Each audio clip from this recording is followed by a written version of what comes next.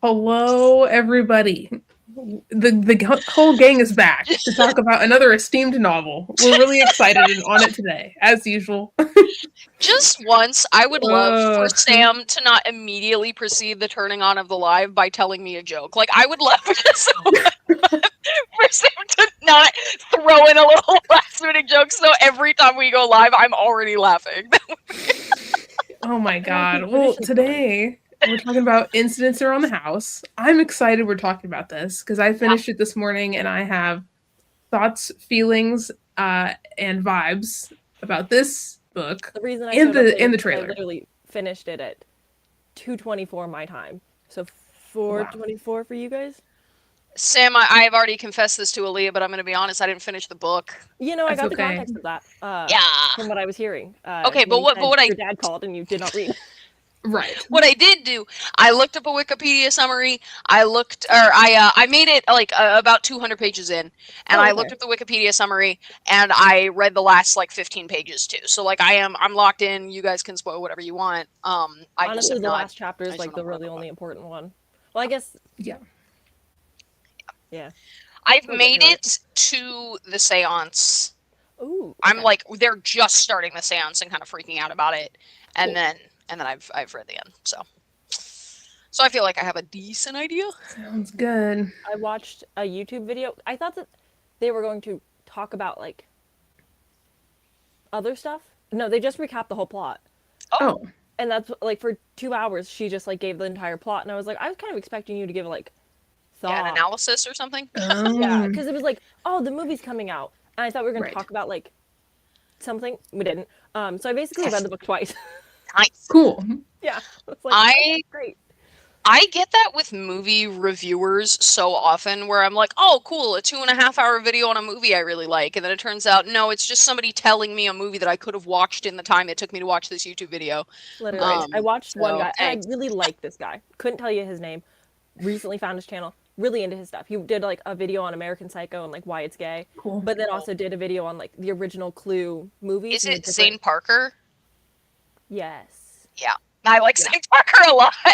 Dig his voice. It's nice to listen to. But he was doing that with Clue, where he just told you the whole plot, and I'm like, I know the plot. Yeah. I just saw the musical. I know what happens. I thought we'd get like a little. Yeah. But then he did, like, we'd have a thesis. Like, well, that's good. So yeah. That's what I'd say is like I can't do anything either. I also just recap books.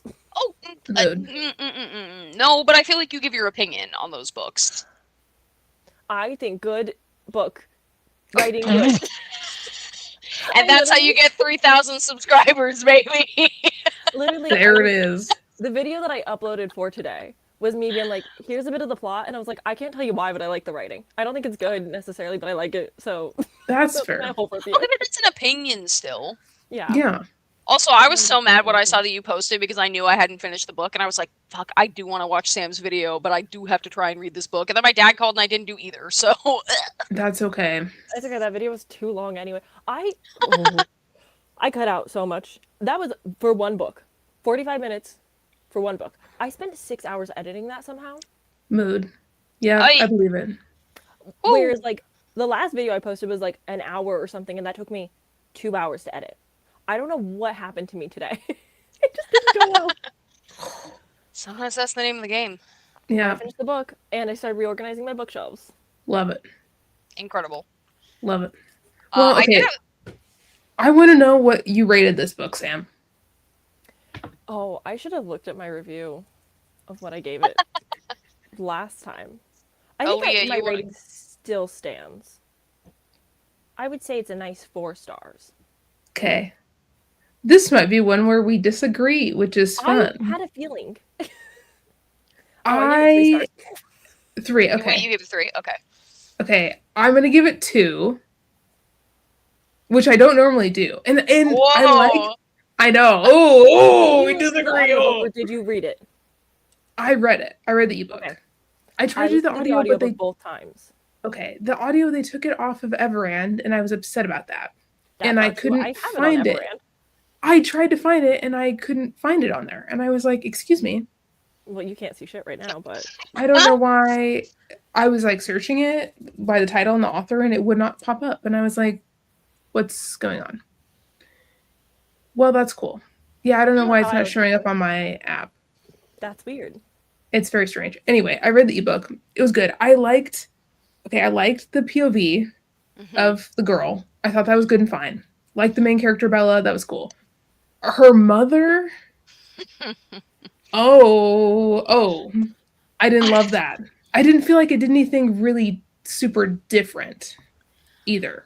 And the ending pissed me off. It did remind me, that sort of dynamic did remind me of, what's the one that I DNF'd? The autistic kid in the house. What was the one that I read? Or that I didn't read. Yep. The CG Drew one. Yeah. Yes. You did nothing wrong. Yes, thank you. Yes.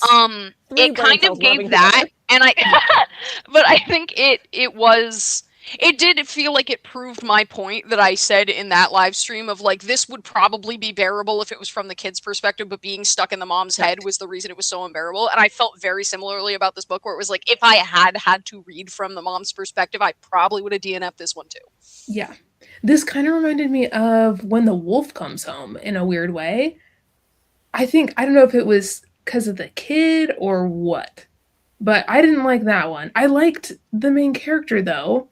Yeah. And I thought it was interesting, but I think we spent so much time with the parents, like sitting on her bed, telling her their thoughts and feelings about stuff, especially the mom being like, oh, the cheating and I just lust and this and that. I was like, girl, I gotta go. Like, I hate you. I'm sorry. Yes. That one suck.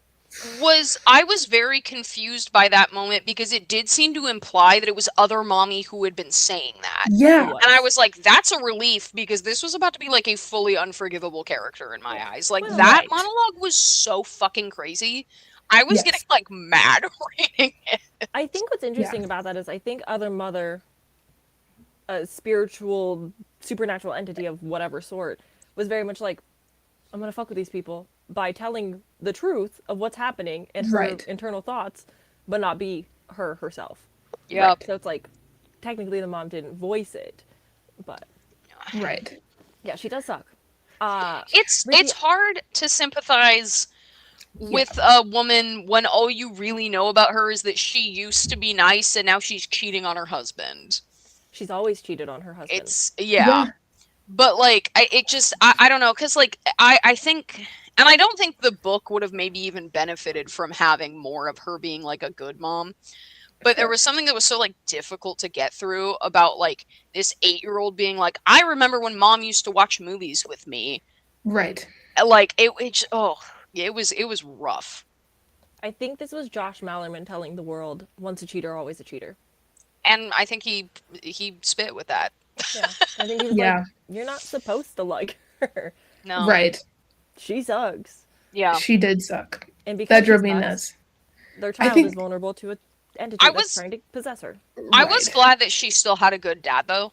I think that, like, I genuinely think, I'm not sure if I would have been able to get through this if both of her parents had been that bad, because there's something about reading from a kid's perspective of, like, yeah, I don't know, mom used to like me. Like, that is so rough, and I was like, if I had to double down on that, I'm not sure if I could have done it, so I was very glad that she was like, I like my dad, he's funny, and he makes jokes. I was like, hell yeah, dude, let's go. Yeah, I liked the dad. Get to the, like, did you read in, like, the wiki or whatever, the, like, big reveal? That it's not her dad. Yeah. Yes. Okay. I did read that. Yeah, I haven't gotten to that in the book, but I did read about that. Yeah, I think it's a hard scene to read because you're like, it feels almost pointless. Like, I like the book because the creepy factor is so high. The narrator is so fantastic that I think listening to it is probably the best way of absorbing the book, just because you're listening to a child actually tell you what's happening. Right. But it does feel like a really dumb reveal to be like, well, she has to lose her innocence by finding out her dad's not really her dad. And it's like, that's the stupidest direction we could have gone. Like, anything else could have been a secret. That's a little secret. Also, and I don't know if this is a controversial take, and listen, I am not a person, my father I've known my whole life is my biological father. But I kind of feel like, who cares? I don't, like, and that maybe sounds callous, but it's like, that's still my dad. Like, I've always kind of had, like, when I see that in movies and they're like, I don't even know if that's my real, well, he raised you. So, like, not to be like, that's the dad who stepped up, but, like, Sometimes your dad is the guy who's your dad, you know, like. Yeah.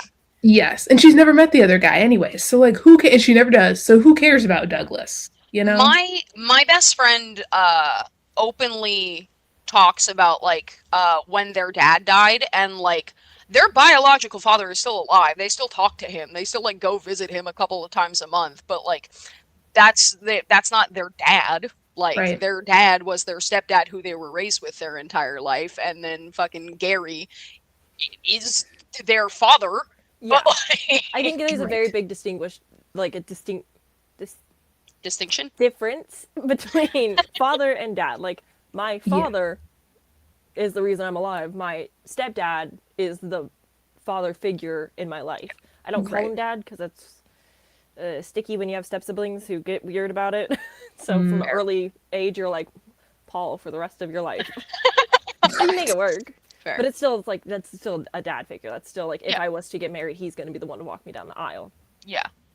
So I think it's just like a stupid reveal to be like, I'm bad because I cheat on everybody and I just want to live a carefree life and I didn't actually want a child and I just want to be fun. I was like, why did she keep this baby? Number one. Number two is stop making it everybody else's problem and telling your kid that you feel like you're not free because you're a mom. Okay, well then put her up for adoption. Like you're such a hot mess. That's the thing too, is like, listen, even if the kid is asleep, even if you think the kid is asleep, don't still say a fucking that. Crazy thing to say out loud. Totally. Keep that shit to yourself, dog. I've hit the point where I'm like, actually, I think if you do something wrong, your punishment is you get to shut the fuck up about it. I think if you're a cheater, you get to never tell anybody. And that's your penance. Is you get to sit there and know that you did it, and you don't get to alleviate the guilt by telling your sleeping child about it. Like, you just get to sit there in it. Right. My guy.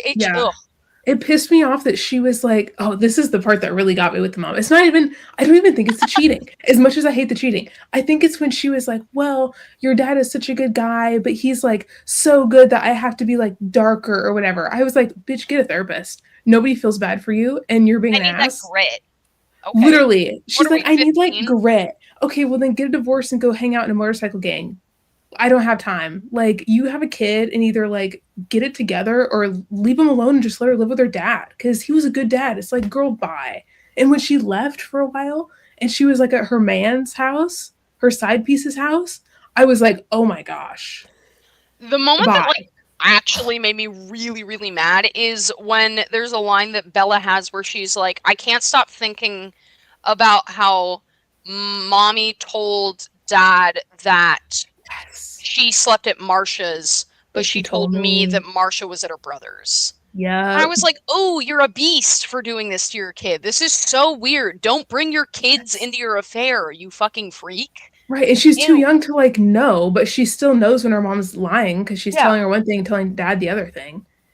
It pissed me off too when she was like, he wouldn't even be mad if he found out. But then when he found out, he seemed mad and then he was kind of over it, but kind of not. And I was like, you guys are so messy. And then the partner dies. The fair man dies. And then she says, well, let's just go stay at his house. Let's stay at the man's house whom I had an affair with and found his dead body. What?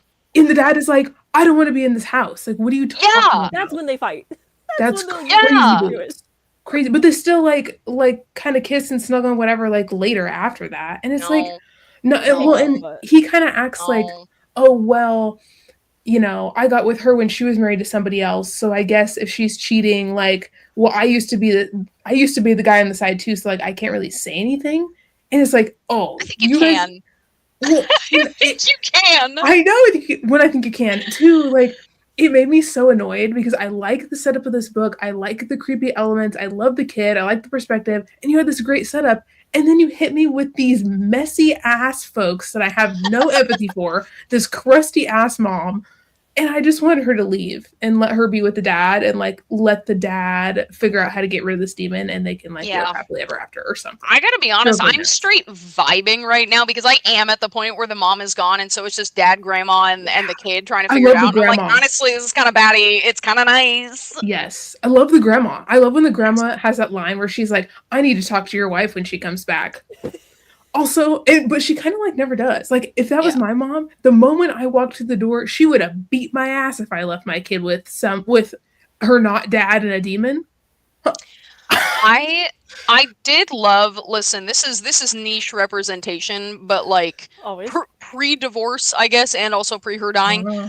My dad and my mom's mom were fucking homies. They were so close, and my mom would beef with her mom all the time, but my dad and my grandma were like, "Yo, we're best." So like this entire part, I'm like, this feels much more real. I mean, my mom didn't like abandon me with a demon to go hook up with somebody else, but like just the vibe of like, nah, it's just me and dad and my maternal grandma fucking vibing was like a lot of my childhood. Oh yeah. So I am really enjoying that. Controversially, I think a lot of readers like this that are adults because they also feel this way, where it's like sometimes being a parent is so much that they're exhausted and they want that break and the guilt of it. So I do think in a weird way, and I think Josh Malerman has kids, not that like he's putting his opinion in a book, but I do think it's based loosely off like some moms really feel this way and don't know how to handle things. Usually there's not like a demon involved, I'd hope, but yeah, I do think that's why a lot of people enjoy it as much as they do, besides like, you know, creepy other mother. Oh yeah, I think, and like, I get that. I am sympathetic to the plight. I get overstimulated sometimes when my cat wants to hang out with me too much, and I'm like, Diva, I need you to give me 5 minutes. I need to pee with the door closed, man. And that's a cat. I could bowl her across the room. She won't know nothing. But like, I just think that it's, and I don't think it's even like bad writing, like what he's doing. I think it all like makes sense and is well written, and I think it's like a fully formed character. It definitely feels like, you know, he got what he was going for. But like just from a personal level of like, would I get a beer with this person? Like, she is so unwilling to take accountability in any capacity. I don't think that you need to be racked with guilt for wanting a break from your kid. I really don't. But the cheating is not cool. But I do think that fucking off when your kid is being possessed by a demon to go hook up with somebody who's not your husband is like, you don't get to be like, maybe it's selfish, but maybe that's okay. Don't I deserve a lot? I don't care, girl. There are ways to handle this that are not what you're doing in any capacity. Yeah. Especially when like a seance is going on.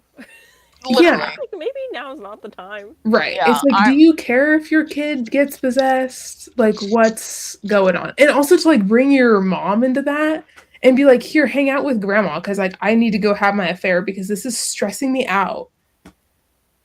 Literally touch grass. Like, we don't have time for you today, Diva. I'm sorry. Also, it got me later in the book when we know about the dad thing and everything, and she's like driving home from the beach and she's like, I know this is bad and whatever, but like I don't even know if I really like learned anything, and like I still feel I wouldn't change anything, and like I still feel like I know it's selfish of me, but I would still want to do this anyway. Right. And like I still feel like I don't have my freedom because I have a kid, and it's like, you did all this, you've cheated on so many dudes, had all these affairs, had a kid, and then were upset that the baby daddy wasn't who you wanted, and all this, and you haven't learned anything, and you put your kid in this awful situation, and you have this guy who's nice to you, and you can't get it together, and it's just like, girl, you're pathetic.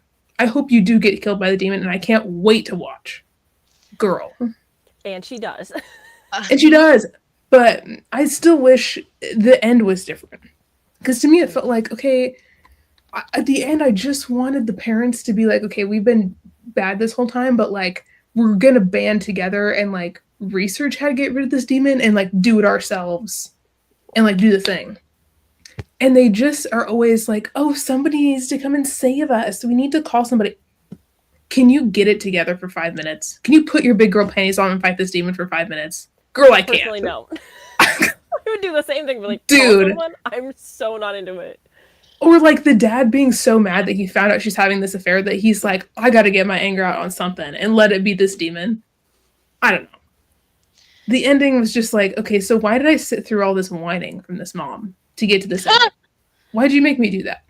I mean, I think that it does do a good job of setting the scene of why this kid would say yes eventually. I think that, like, full credit to Josh Malerman, because I do think that, like, even as someone who's not 8, the progression of like things are already kind of shaky and she used to be my friend, and like I there were so many wonderful moments of being like, well, I don't really know, because like, you know, other mommy, yeah, she used to hold my hand and play with me and we used to be friends, and now it feels like we're kind of not, but I kind of feel the same way about mom. So true.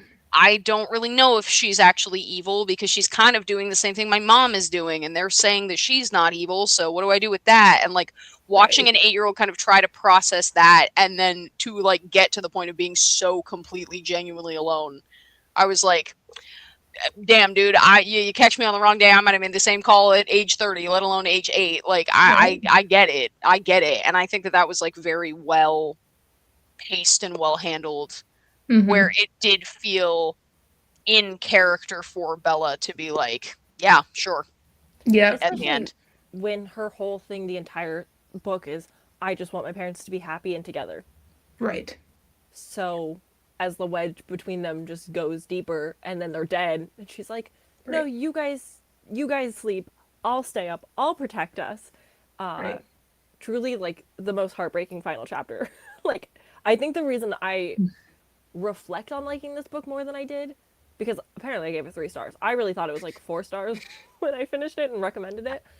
But I think the reason I liked it so much is just because that final chapter really leaves an impression on you, where it's like the rest of it you're like, yeah, the climax is stupid and forgettable, but that ending chapter slaps.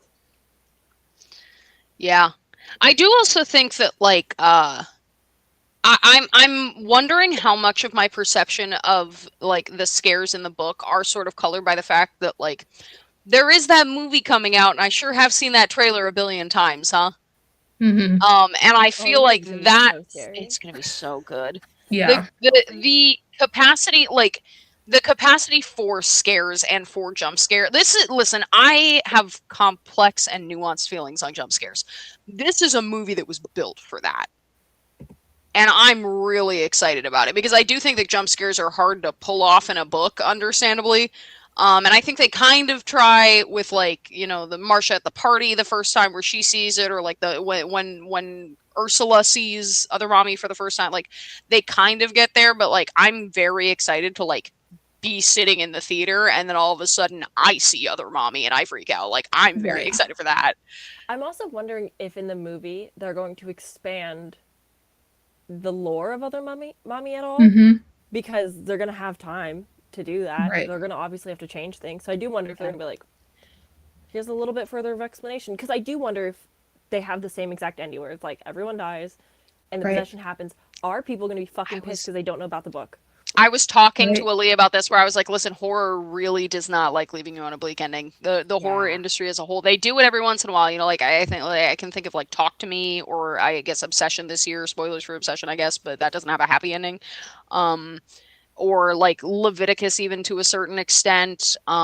Like a lot of them maybe it's don't. Coming out at the perfect time. Yeah, so I'm like maybe they would pull it off, but I think that this one also has the added level of, despite saying that they're, you know, ready to do like pull any punches that they can or whatever, horror really still doesn't like fucking with kids. If there's a kid, they really gotta win. Horror is not caught up to the point where a kid can lose. Because even in Talk to Me, like, yes, the 16-year-old takes the hit at the end, but the 12-year-old makes it out okay. Even in Skinamarink, yes, a lot of dark stuff happens with that, but at the end there is the heavy implication that the kid is okay. Like, you know, they really cannot bring themselves to do it. Great example, but in It, one of the kids does die, so... True. What? But he doesn't die until he's an adult. Yeah, that's the thing. It's like, he does die when he's 40. Right. So I think I'm nervous that they want, and I kind of wish they would, because I think it's such a strong ending. I think you'd have to be incredibly foolish to change it. It's such a good ending. But dang, Hollywood loves to end movies different than the books. Yeah. Right. I thought it was interesting in the trailer that they made other mommy look just like the actual mom, but without glasses. But in the book, she's like an actual monster. Yeah. And I was like, I kind of wish in the book that it looked more like her actual mom. Because there's something about that's like another layer where you're like, who am I talking to? Because like she does impersonate other people, but doesn't really impersonate. Well, I guess she does impersonate the mom some. But I feel like that's where what's the movie? The Jordan Peele one. That's where Us kind of fumbled the bag for me. Is like they looked the same, but like they can't talk, the doppelgangers. And so it's like, well, that's not scary because all I have to do is say, hey, what's your favorite color? And if they say, ugh, then it's like, all right, well, that's the doppelganger then, I suppose. Like, and I feel like, so I am glad they're taking that approach, because I think the scary thing about something impersonating someone is you can't tell. Right. And I think they did pull it off with like the grandma. That's true. Oh my god, yeah. Yeah. That entire like final dark scene with the grandma where you're like, everything's normal and fine. Yeah. And then seems less and less fine. Yeah. Yeah, no. Honestly, like maybe it's also because like I've been reading some bad horror lately, but the like climax of this, of like the action and the deaths and the way that I loved it. I just really like the ending. It's so strong. I think I'm in a weird spot because I really liked the beginning and I really liked the ending, and I'm still halfway through the middle, so I can't really speak on it, but I do feel like so far I'm not enjoying the second act as much as I enjoyed the first or the third. Yeah. You know, once you get to like the seance and Louisa. Yeah. Oh, yeah. Lois. Yeah. Lois, thank you. And she's like, let's go to the fucking beach many hours away. And you're just like, this is so stupid. Yeah, I'm at the seance right now, yeah. So... Once they get back to the house with, like, the dogs, and they hire a phony investigator, which was, like, felt very unnecessary. Yeah. But, like, that was weird. Every moment after the investigator, I really enjoyed. So. Reading that, just in the Wikipedia summary, it was giving Layla to me. Yeah. Okay. I'm gonna be honest. I can't speak to that on the page because I haven't gotten there yet. But like reading that, I was like, okay. Yes. Yeah, there was something about this reminded me of When the Wolf Comes Home, and that whole middle chunk. I was like, I really like the beginning, and I can see what they did at the end, even though I didn't love it. But I was like, the middle just feels like not much happens, and I was like, is this going to be a boring movie? I was like, this would be a boring movie. Like the jump scares I could see, but like. They're just driving around trying to find somewhere to be safe, like sleeping in the car and like whatever. I was like, this doesn't seem exciting enough to be a film. And it kind of did give me Layla vibes. I was like, this is weird. I don't know about this. Yeah, I think for the movie, they'll probably cut down on how many people. It's going to be focused like they go to the zoo and it's freaky in the butterfly exhibit. And they're going to really, I think, focus on the beginning scares and then kind of probably miss a lot of the big like middle, and then I think the nice thing though about the middle being so slow is that is kind of ripe for cutting down in a movie, because if you have, you know, a 7-page scene at the diner, but a lot of it is talking about where they're sitting, and a lot of it is internal monologue, and a lot of it is kind of noticing how, like, you can have a full paragraph describing how the dad's facial expression is, and that's 1 second in a movie to cut to him. Right. And so I feel like it actually might benefit the movie, because it's like, well, you can still keep all of it in, but it is all going to be very crunched in, and that's probably going to be more enjoyable theoretically. Plus, this is also like a rather short horror, all things considered. And so I think it gives them wiggle room to cut a lot out while still being able to probably add in some additional stuff. I do wonder, I haven't looked into it. I don't know if Josh Malerman's like actively screenwriting or like he is not screenwriting. It's Nathan Shelton, I believe is the name of the person. The screenwriter does not have a Wikipedia page, so I do not know what his other credits are. I did think it was interesting. Book written by a man, screenplay written by a man, directed by a man. And I was like, okay, like I guess you're allowed, but an interesting call to me. Yeah, we should have a kid so we'll see. It. But absolutely. But I do think I loved that trailer. I really loved that trailer. So we'll see, because there have been some, I think in the past like 10 years there have been a decent amount of trailers or like a decent amount of movies where I've loved the trailer and then gone in and been like, this movie's a piece of shit, what the hell. Like, I think that's gonna happen with Victoria's Psycho too. Yeah, Victoria's Psycho is what I'm worried about. Yeah, but I'm gonna be like, execution, I don't know. The big one that I'm thinking of for me was the first Smile movie. I loved that trailer. and I hated that movie. Oh. So I don't know, but I am looking forward to it, and I think Jessica Chastain is such a good actor that I'm kind of like very willing to just let her play. I'm down to just watch 2 hours of her being a freak. Yeah. So we'll see. She was in The Help, Aaliyah. Have you seen that one? Oh my god. She's the cutie one. Yeah. Okay. I thought the babies. Yes, I was like, she looks really familiar. I don't know what I've seen her in. Okay, that's interesting. Wow, what a switch up. No, she's a very good actor, dude. Like, she is a very good actor, and she's also done a couple other horror movies. I can't really think of it any offhand, which is insane for me that I can't think of the movie. But she's done a decent amount of horror stuff. I know she did one that was called like Mama. Jessica Chastain in the Mamaverse. And then she also did It. And so I think she's probably going to eat it up. I think she's going to be really good. I'm trying to find any. Just give me a list of her movies, dude. This is not that difficult. But I think she's going to be good. It's the crux of it. Yeah. I just want to see more of her looking like a spider under the table. And don't be all. Awesome. It was so good. She was in Crimson Peak. That's the other one I was forgetting. Okay. Yeah. I think it has the real potential to be very good. I also think that it's hard. This is a movie that's hard to adapt because I think that for once, very strong child narration.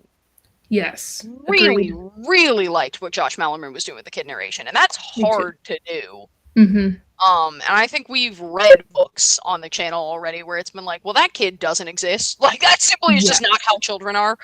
Right. And I think this felt very, very good, very like true to what a kid is like in terms of like the thought process and the level of vocabulary and the mistake of like thinking carnations instead of reincarnation didn't feel like annoying. It felt like, yeah, I could see how how a kid could get there. I really liked it. And I like that he allowed Bella to have enough like individuality and enough like personhood already to have moments where she's like, I don't really want to talk to them about other mommy because they don't get her like I do. Like, they don't remember when she was my friend. They don't know anything. They just think she's some big scary thing. Like, I think that's really fucking good. I do think that he kind of, I think that it was very logical for her to be like, they're talking about hurting other mommy, and I'm not sure how I feel about that because there's a complex relationship there. And then when she finds out that they've been lying to her about Dado, and she's like, I can lie too. You know what? If you can lie to me, I can do it right back. And it felt very much just like, what's that media? Matilda. I don't know why I couldn't think of that. Where it's just like, if this is how the adults are going to act, bet. I'll do it too. Yeah, mommy's not here. Actually, don't even worry about it. Like, she's gone. It worked. Don't worry. I still don't know why they thought the innocence thing was going to do anything. She was so dumb. That was just like, can we think of a better thing to try that's more interesting? Yeah, the stabbing failed, but it was interesting. That's true. Read that in the plot summary. I truly was like, there has to be something that got them to think that would work. Like, it feels very out of left field. But did it feel that way in the book? Not really, just because, well, it doesn't fit no matter how you look at it. It's just kind of weird to have. It feels like Josh Malerman was like, I want this to be a secret, and this is the only way I can tell it. So the only way that this can matter to the plot is if Lois is like, hey, the seance didn't work. I did research. I figured it out. If we get rid of her innocence, she won't be appealing to other mommy anymore. So you have to ruin her innocence. And at first I was like, what are we going to do to this child? Me too. What do you mean? You're going to... innocence has like a very specific connotation in society, so I was very nervous. And then they were just like, yeah, dad's not your dad. And I'm just like... I feel like Josh Malerman was like, this is important to the plot, and didn't know how to fit it in that made sense or feel natural.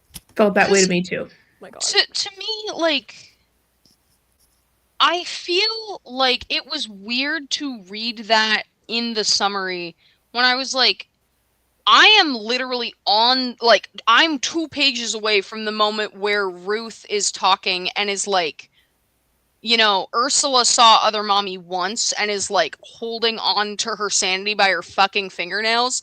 And we have to keep in mind that Bella is 8 and has seen Other Mommy hundreds of times.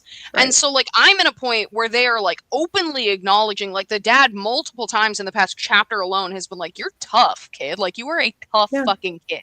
And so it's very odd to me to be like, I don't know why they thought that was going to be, like, she has a monster in her room that constantly asks to possess her, and you're like, your dad's not your dad, sweetie. Is that gonna hurt? Like, what that doesn't quite add up for me. But I also am giving it the full credit that I didn't read it in the book, so I'm not gonna go too hard on that point until I know what it looks like on the page. But I will say, like, first instinct, it felt weird. Yeah, it was weird. And, like, her reaction to it, like, as a child was, like, betrayal and hurt, obviously, but at the same time, like, comes to, like, a rather quick realization. It's like, Dado seems really sad about this. Like, he's hurt, too. Yeah. I want to tell him it's okay. I want to be there for him, but also I'm the child, so I don't feel like I have to hold this responsibility. So I think the aftermath was handled better, but it's like the one thing that I'm just like, we didn't need it. It felt weird. It was weird. I will say, I know you guys like the ending. I think when I got to the end, I think what got me was it felt like we had so much buildup.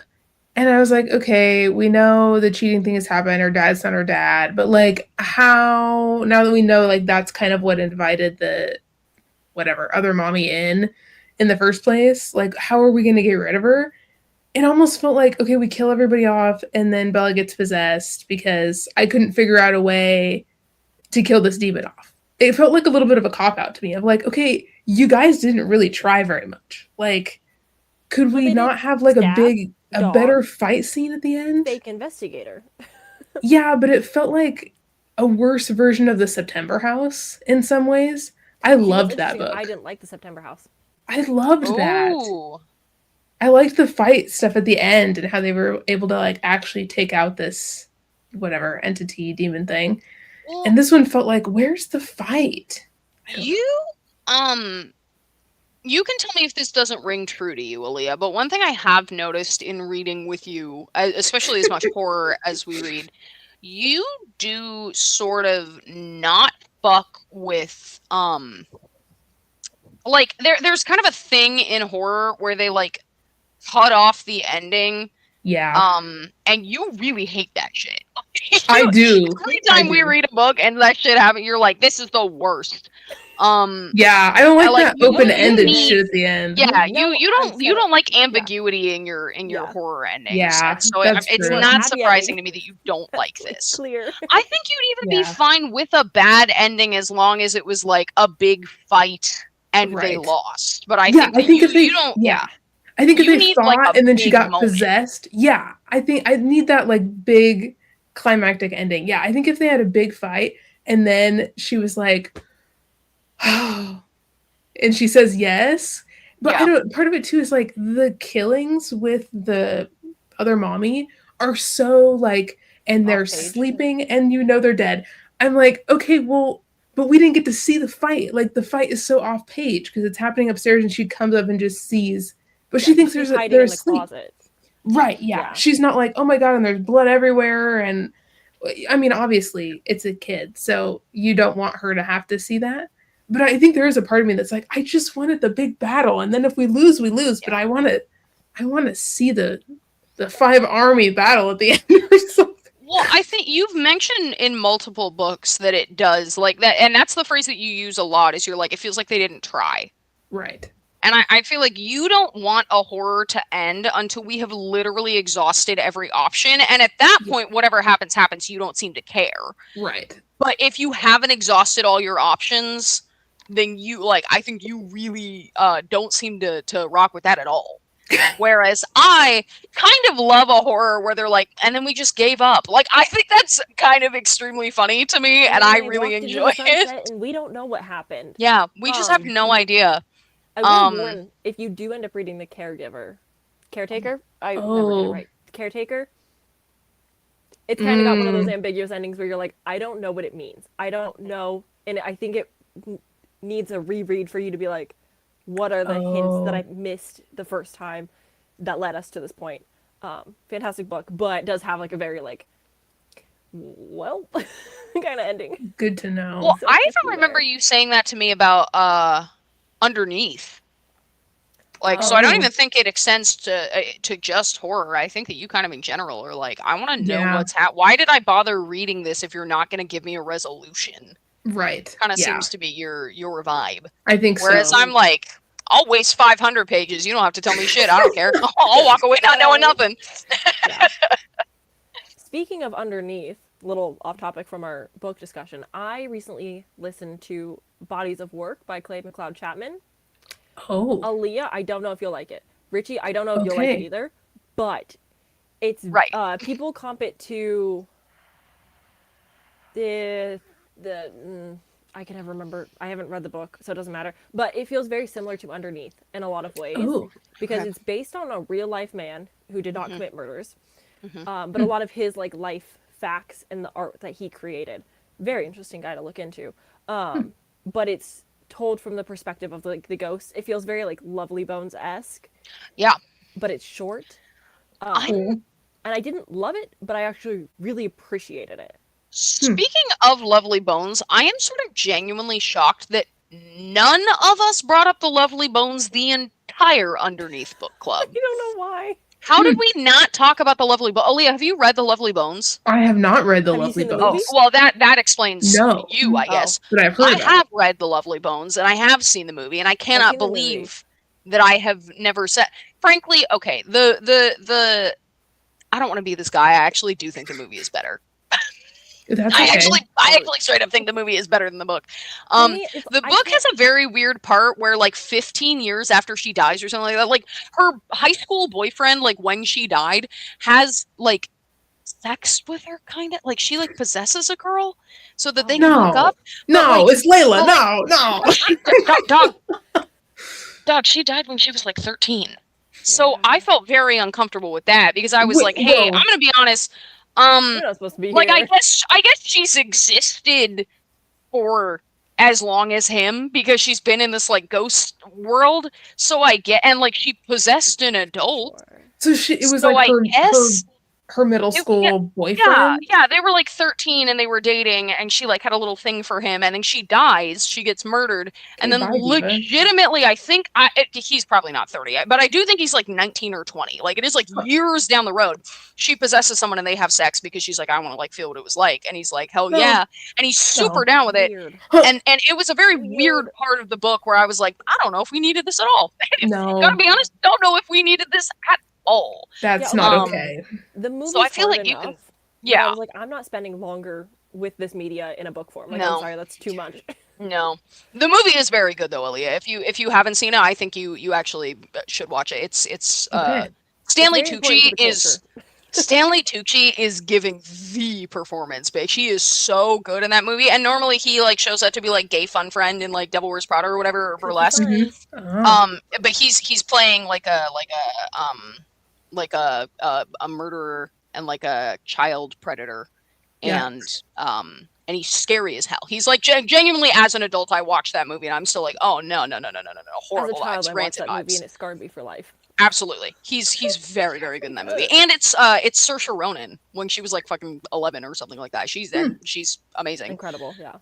It's a good movie, but I am just shocked that we didn't bring that up at all because I feel like that's the thing that we would have gone crazy for. I don't know why we did. Genuinely. I don't know why we didn't. Because, like, I was listening to Bodies of Work, and I was like, well, I have to immediately tell Richie about this because there's a chance that it could work. Even if not, you'll appreciate what it is.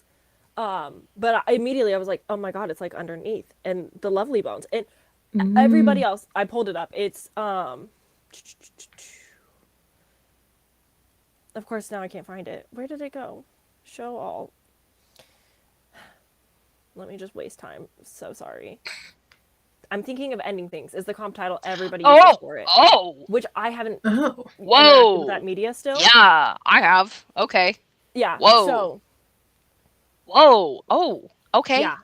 Those are two very disparate properties to compare it to. All right. Yeah. So I don't know. Everyone compares it to that, but I'm over here like underneath in Lovely Bones. Yeah. So take that how you will. You might be interested in it. And it's a novella, which is nice. That is nice. But I do think this one kind of reminded me and I hate, listen, we hate to make a disparaging comment about a female author when we're praising a book by a male author. We talk about Layla constantly. She doesn't count. No. She does not count as a woman. No, absolutely not. Separate no, she's entity. not she's not a girl's girl. This is not. But have y'all read Room by Emma? Oh my god, if I could speak. Room by Emma Donoghue. No, I have not, but I know what you mean. I don't know the books exist. So the movie's good. The movie's really good. I liked it. But the book, that's kind of a weird pick.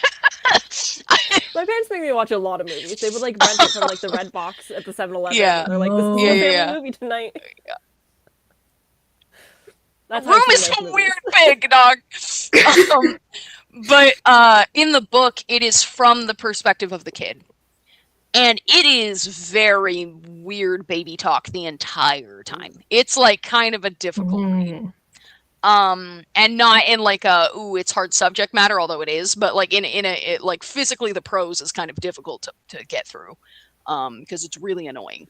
And so I was a little nervous once I heard that this book was from the perspective of a kid. I was very nervous that it was going to be that, because I think the thing is I don't remember how old the kid is in Room. I think he's like 6 or something like that. Yeah. He's not too far from Bella, but he is younger.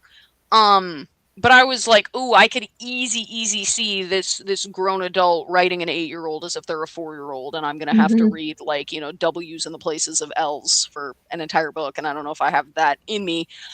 So I was very grateful that it did not turn out that way, because I think that like bad baby talk will legit kill a book for me. Yeah, no, truly. I'm pretty sure he has kids.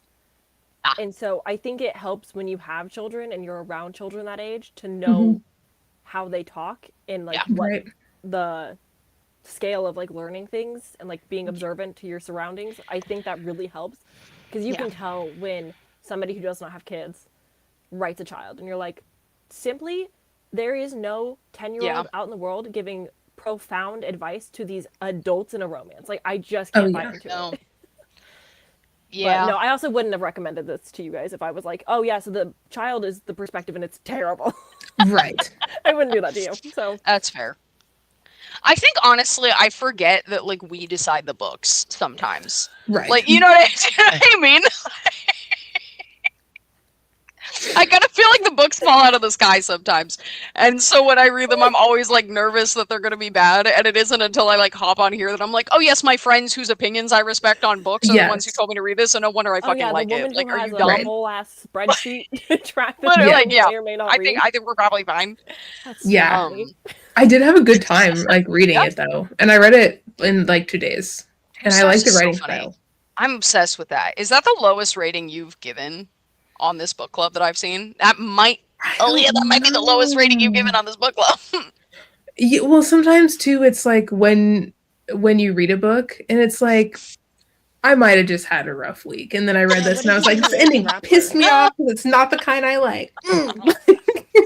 That's totally fair and valid. Also, just the mom in general. Just I didn't like her energy. I didn't like her aura in this novel. Kind of bothered me. Like, cheaters in a book, Aaliyah's gonna have a bad time. Pregnancy in a book, I'm gonna have a questionable time. Yes, that's fair. Hey, you know what? Very little pregnancy in this one. What a relief. Very heavy pregnancy lately. Yes, I can't escape it even in my own books. Really? What is with that lately? I don't get it. Yeah, Bodies of Work. The first chapter is a victim of the man, Winston or Wilson or whatever, and she's fucking pregnant. Nobody knows. The ghost is telling you, they're like, by the way, no one knows. And I'm like, God damn it.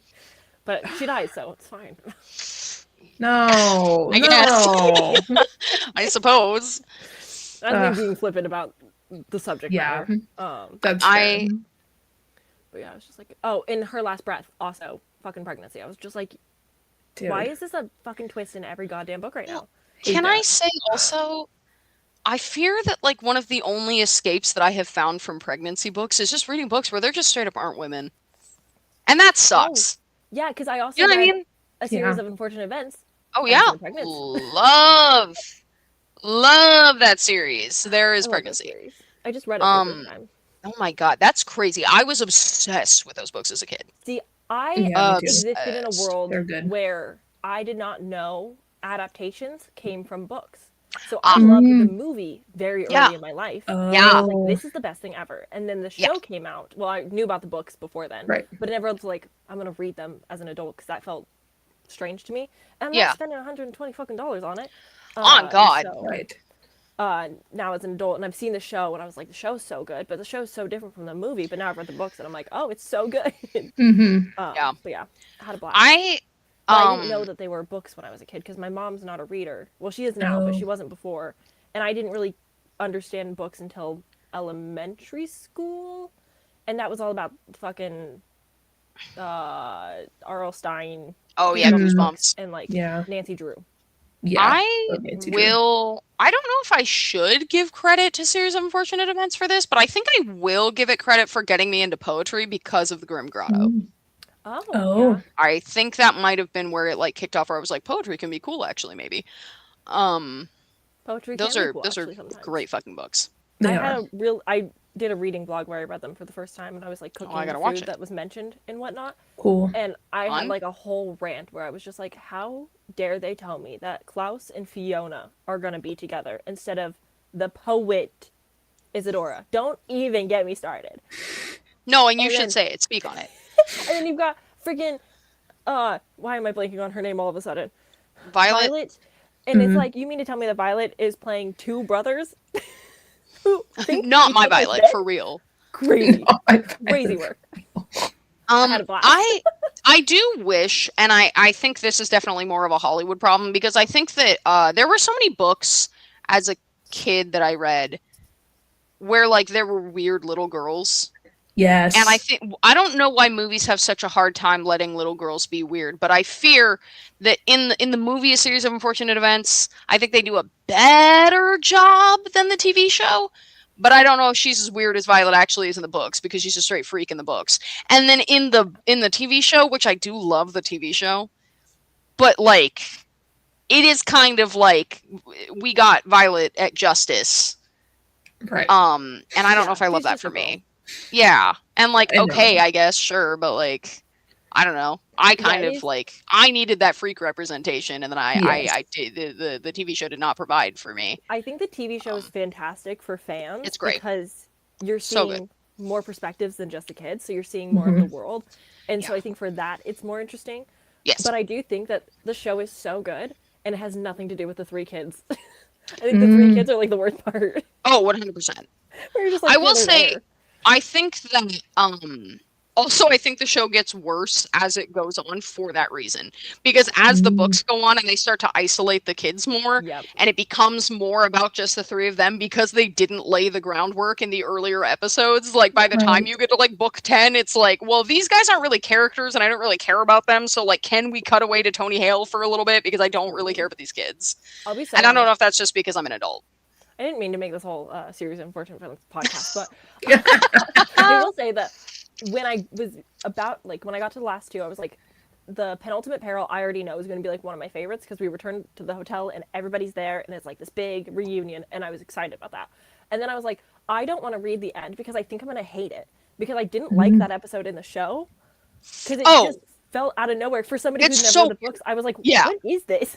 Yeah. I love the book. The show is weird. The book was great, I thought. Was incredible. Yeah. But I think, like pacing with the show, because they only did like one episode for the last book, which is like one of the longer ones. Why? Because I frankly didn't need 2 episodes for the bad beginning. That book's like 100 pages. Yeah. If they can wrap the first 3 books into one Jim Carrey movie, I think they could have tightened that up a little bit for the Netflix show and given the ending a little bit more. Yeah. Whatever. I agree. Anyway, so yeah, I've been reading a lot of pregnancy in books, even though it's not for the book club. The last book I read, honestly, and like, I'm so sorry that I did this because I thought the book club was next week. So I spent this entire week reading The Long Walk by Stephen King. So I did read that. And guys, it was so good. Really, really loved that one. I had a great time. I'm happy to hear that you're reading something outside of the book club. That's huge. Yes. Yeah. So, huge news for me. Yeah, no, it was a good time. I really, really enjoyed it. But I've been like kind of obsessed with that movie lately. I keep rewatching it. I can't stop. So I was like, I saw the book at like Barnes and Noble or something, and I was like, I really gotta hop on this. It's been a while since I've read a Stephen King book, so hopped on it, loved it, thought it was so good. I am a Stephen King fanboy, whether I like it or not. So thought it was great. And I also think though, that book, they changed the ending completely for the movie.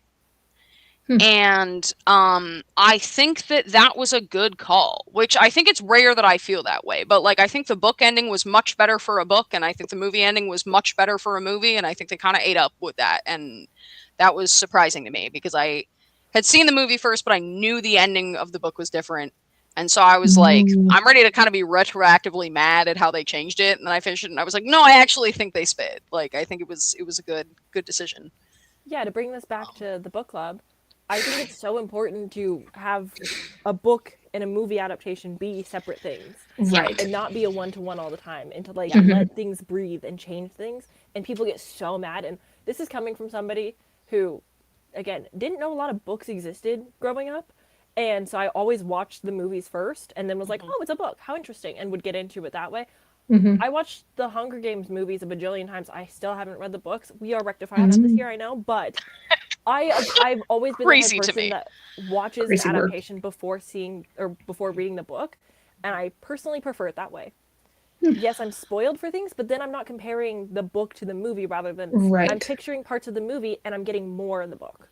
See, when I was a kid, my parents, too, encouraged me to read because I always was a little movie hound. They wouldn't let me watch the movie until I'd read the book. So I grew up having to read the book first. And frankly, the older I get, the more I kind of agree with you because I find that if I read the book first and then I watch the movie, I normally hate the movie.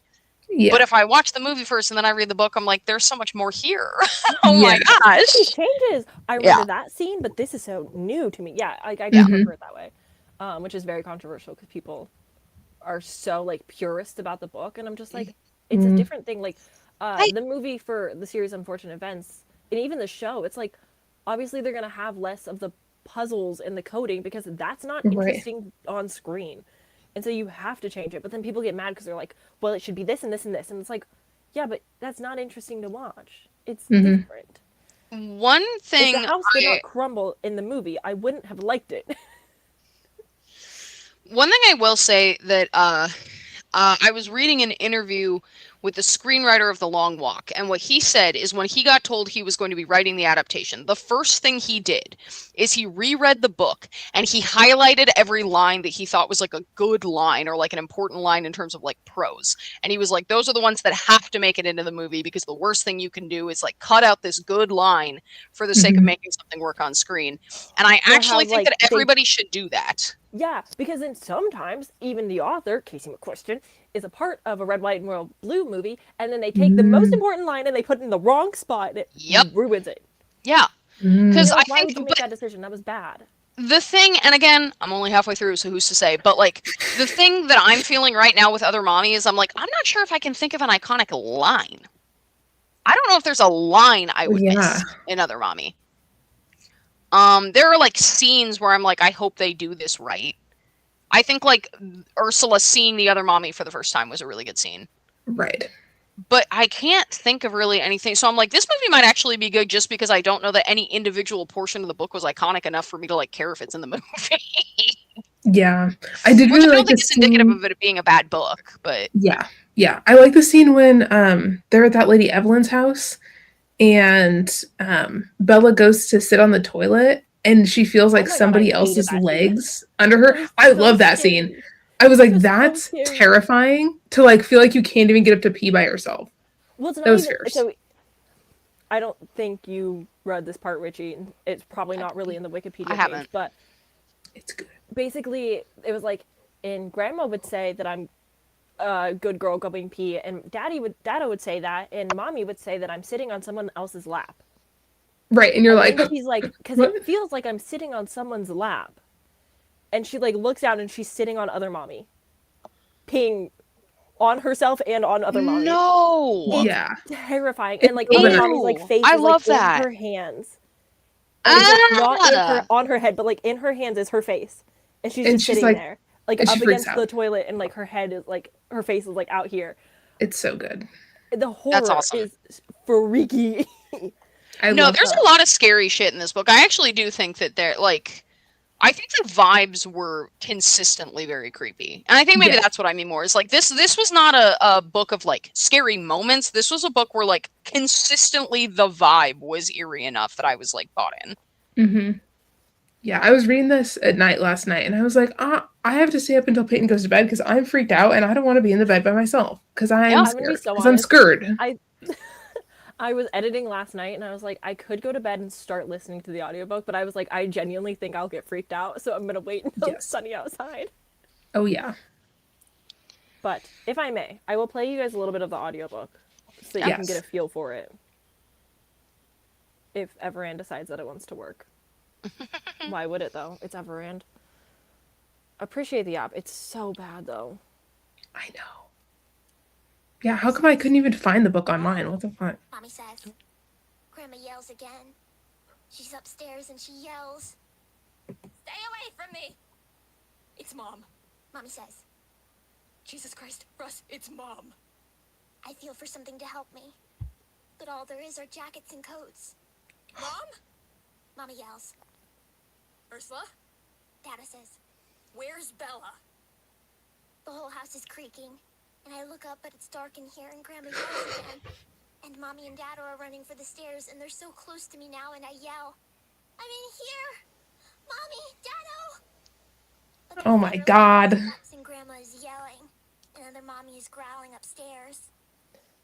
So that's like my That's experience. fun. That's she does fun. A phenomenal job. Where it's like she uses her adult voice when speaking for the adults in the scenes, but then it has like that child's voice because she was like I think 16 to 18 when she recorded it in that range or something. So she was still very young when she recorded the audiobook. And I think that's the reason why I appreciate it so much, just because the audiobook it gives the vibes and energy so much. So it's like you can really feel the terror of like a child.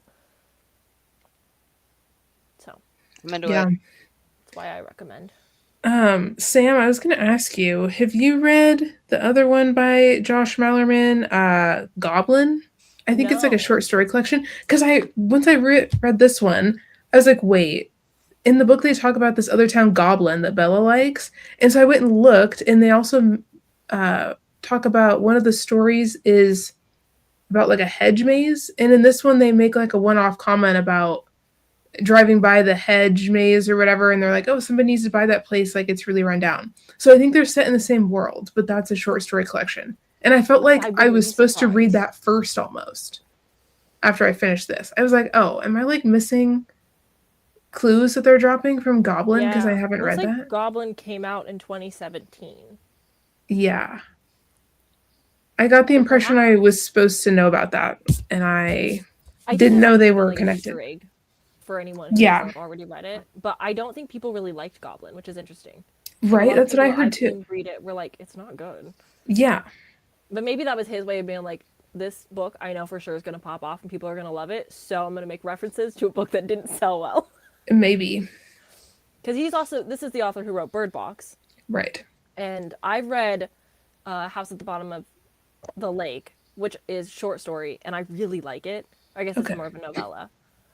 Very good summer vibes, just like almost cosmic. And then everyone has said really good things about Daphne, so I really want to pick that one up at some point. I remember hearing about that one. Whatever. Like I read Bird Box and I was like, I don't care. Mm-hmm. Daphne sounded like a good premise to me. Goblin, a novel in 6 novellas. Has a 3.4 on Goodreads, apparently. So that's, or 3.39, I guess. And The Caretaker and When the Wolf Comes Home are in the recommended. When the Wolf Comes Home, I could kind of see. I feel like that one also had an open-ended kind of ending that I didn't love. So and it had the kid.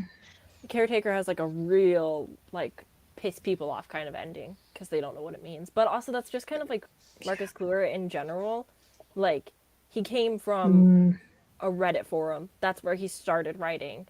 And so he loves, like, he still to this day has a Reddit forum just for his series because they're all set in the same like universe.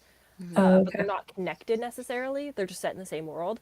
And he likes to leave clues and Easter eggs for people. And so he'll like drop a puzzle and he's like, you guys can solve it. You guys know more about the world. Like he loves doing that stuff. Like it's very interactive. I've heard about that. But he loves to ruin people's lives. But it's good. I prefer, We Used to Live Here more than The Caretaker. A lot of people don't like The Caretaker because it's like very much mental health representation. And I guess people didn't like that this time. Was it bad representation or? I don't think so. Not in my opinion. I thought that it's basically an older sister who has to take care of her younger sister. And similar to this book where it's like she doesn't really want that responsibility, but she loves her sister, so she'll do what she can. And like they're living paycheck to paycheck, and so she takes this really shitty job in the middle of nowhere to caretake for a house. And there's like really weird rules. Like don't let the rabbit in the house, and if you do, you have to change your rule set. And it's she doesn't have OCD, she just has depression.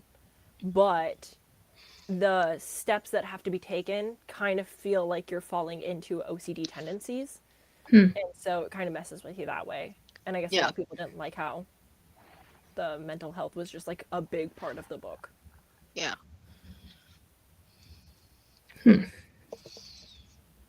Interesting. But I liked it, so I don't know. Hey, I mean, if you liked it, that's all that matters. That's all that matters. I do tend to like the horror books that a lot of people don't. Like, one of my favorites is The Death of Jane Lawrence. People hate that book, and I'm still going to make you guys read it at some point. I still need to read it. Down. And if you hate it, that's fine. It'll make for a great discussion. Yeah. But I adore that book, and when we read it 3 years ago for the Literally Dead Book Club, everyone was like, this sucked. And I was like, interesting. Right. So I will defend it with my dying breath, don't worry. Honestly, I think it's kind of good, though, for us to recommend like different stuff that we like, because it helps me figure out what authors I want to pick up when they have a new book. If we're reading like their previous stuff, like now I kind of know, like, okay, if Josh Malerman stuff is always open-ended, like I think I would try Daphne, but I don't know if I'm always going to like his stuff, because this is the first time I've read from him before. I mean, if you like want something short and sweet, then you can pick up The House at the Bottom of the Lane, but like he doesn't explain anything. Like it's just an ambiguous, like weird horror, but it's like a really nice summer romance at the same time. Okay. I like the cosmic stuff too, so that might be good. But Daphne did sound fun. Like, you're not really missing out as much. I feel like it's funny that you say that, because I'm realizing I don't know if I care about cosmic stuff. I hate cosmic horror. I feel I just feel like I haven't seen one that I feel like has scared me. But I also think that I'm very much at the point where like I don't think a horror has to scare me for it to be good. Right. Like there are plenty of horror movies that I love and I don't think they're scary at all, and they're still some of my favorite movies. Right. And there are some horror movies that actually scared me that I don't think are good. So like good point. So, I don't know. Yeah, I think most of the horror that we read is just like spooky, sometimes supernatural, but a lot of like social commentary. Yeah. Whereas like I think Incidents Around the House is one of the like more creepy books that we've actually read. Yeah. It's definitely more of a straightforward horror than I feel like we normally pick up. Yeah. Yeah. Which I'm into. Oh, whoops, me trying to open YouTube to see what books we've read, and then it just opened shorts automatically. Thank you so much, Divas. That's actually really cool. Oh, unrelated, but I saw the cover for the new Ursa Dax. Did you? I haven't seen it. Wait, I'm Googling it right now. Found it. I don't know where they posted it, but Bound by the Alien Buckaroo? Yeah. Let's go. So, anyway. Also, I cannot figure out yep, I found it. It's on Amazon right now. Okay, what is she holding? What is that blue thing? Yeah, is that a gun? Is that like a phaser? I don't know. I'm struggling. I was like, okay, but what's she holding and what's that brown thing around her waist? Is that like a rope? A rope and because he's a buckaroo? Yeah, he's like lassoing her. Okay, great, but like what is she holding against her head? I think it's a phaser, dude. Try to laser gun him. Okay. Which means she's a criminal. She's a part of the mafia, and she ended up on this weird planet. Ooh. She's hunting for Terry all along. I don't know. Let her be a freak, I maintain. Is there more of a synopsis yet that has anything to do with her? No. Not that I'm seeing. Bummer. Yeah. Are we adding Dado to the book boyfriend list? I think we should. I like him. I like him too. I'll add him. That's so funny. That is one thing I thought was funny with this. I was like, wow, rare for me to like a man in a book. He's a good dad. That's crazy. It's funny, as I was reading it, I was like, ooh, Aaliyah's gonna be so mad that she has to like the dad more. I was like, actually, he's kind of a king, though. Yeah, there's at least one parent that you're gonna hate, and it's either gonna be mom or dad. And that's just how although the other one, the CG Drews, they were both bad. So yeah, that's very true. I like this one better than that one. Like the writing of it, I think. Yeah, was better. I mean, it's also hard to like not like. Josh Malerman has written so many things and is like one of the bigger authors in the horror genre, like up there with Paul Tremblay and so on. Yeah. So like I'm not surprised in any way that like his writing is good. Yeah. I would be more surprised if it was like objectively bad. Good point. So next month are we reading the new Ursa Dax? Is that what we're doing? I don't think it's coming out until September 30th. Oh, just kidding. So I think we got another month's break. But next month we are doing, in honor of my birthday, we're doing the boyfriend list.